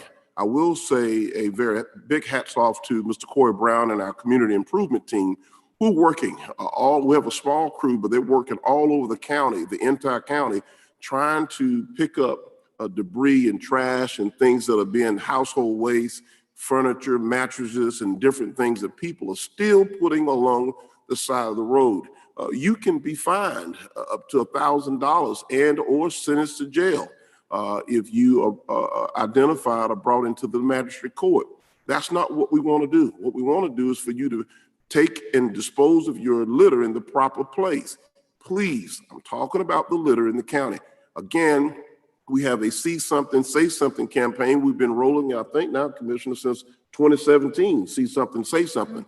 And it works. If you see something, say something. We're not going to be everywhere in every nook and cranny of the county all at one time. So you're subject to see something that we're not aware of. We'd like to hear from you. Also, I want to make mention that I will be having a meeting, I think it's on tomorrow, Commissioners, with the Conyers Police Department, the Rockdale County Sheriff's Office, the Rockdale County Fire and Rescue, and other civic leaders concerning the public safety elections response. We're paying attention on the national level as well as the state level. We're not sure if anyone is going to know who the president is going to be on November the 3rd at all on election night. But all of the information that is trending to us, we want to make sure that Rockdale County is proactive with our public safety response to the election in whichever direction that election goes. Again, I don't think from what we're hearing, we may or may not know exactly on November 3rd who the President of the United States will be starting in January of 2021. Nevertheless, in Rockdale County, we like to be proactive. So we'll have representatives from the Sheriff's Office, the Conyers Police Department, the Rockdale County Fire and Rescue, and we will be talking about a public safety elections response for November the 3rd, as well as the next day. And we'll be meeting with also members of our directors and deputy directors to make sure that we all have our thinking caps on as we prepare for this huge election. If you hadn't had a chance to get out and vote, you have until Friday to early vote. You have 2 locations in Rockdale, 1400 Parker Road and 1877 Iris Drive at the Springfield Baptist Church. Go and vote. I also want to say thank you to all of our departments and Rockdale County commissioners who have really been working above and beyond to make sure that service delivery to all of our citizens are still rocking and rolling here in Rockdale County. A big shout out to Ms. Susan Morgan over at the Senior Service Center, who've been making sure that although our seniors have not been able to come and conjugate like they normally would due to this COVID-19, we've been able to feed and provide food and nourishment to those seniors, along with the Meals on Wheels program. All of those programs are still moving out and moving forward, and we certainly do appreciate that. Our parks and trails are open, so you can get out and exercise and walk.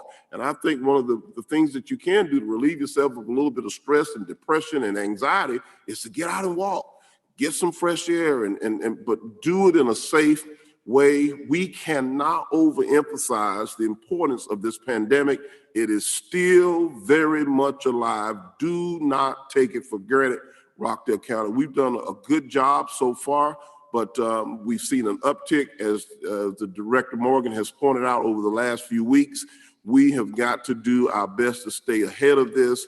Please, ma'am, please, sir. Director Rutledge, I don't think that there's any need for an executive session today. Is that correct? No, Mr. Chairman. Outstanding. With that being said, happy Tuesday. We'll see you in the days ahead. This meeting is adjourned.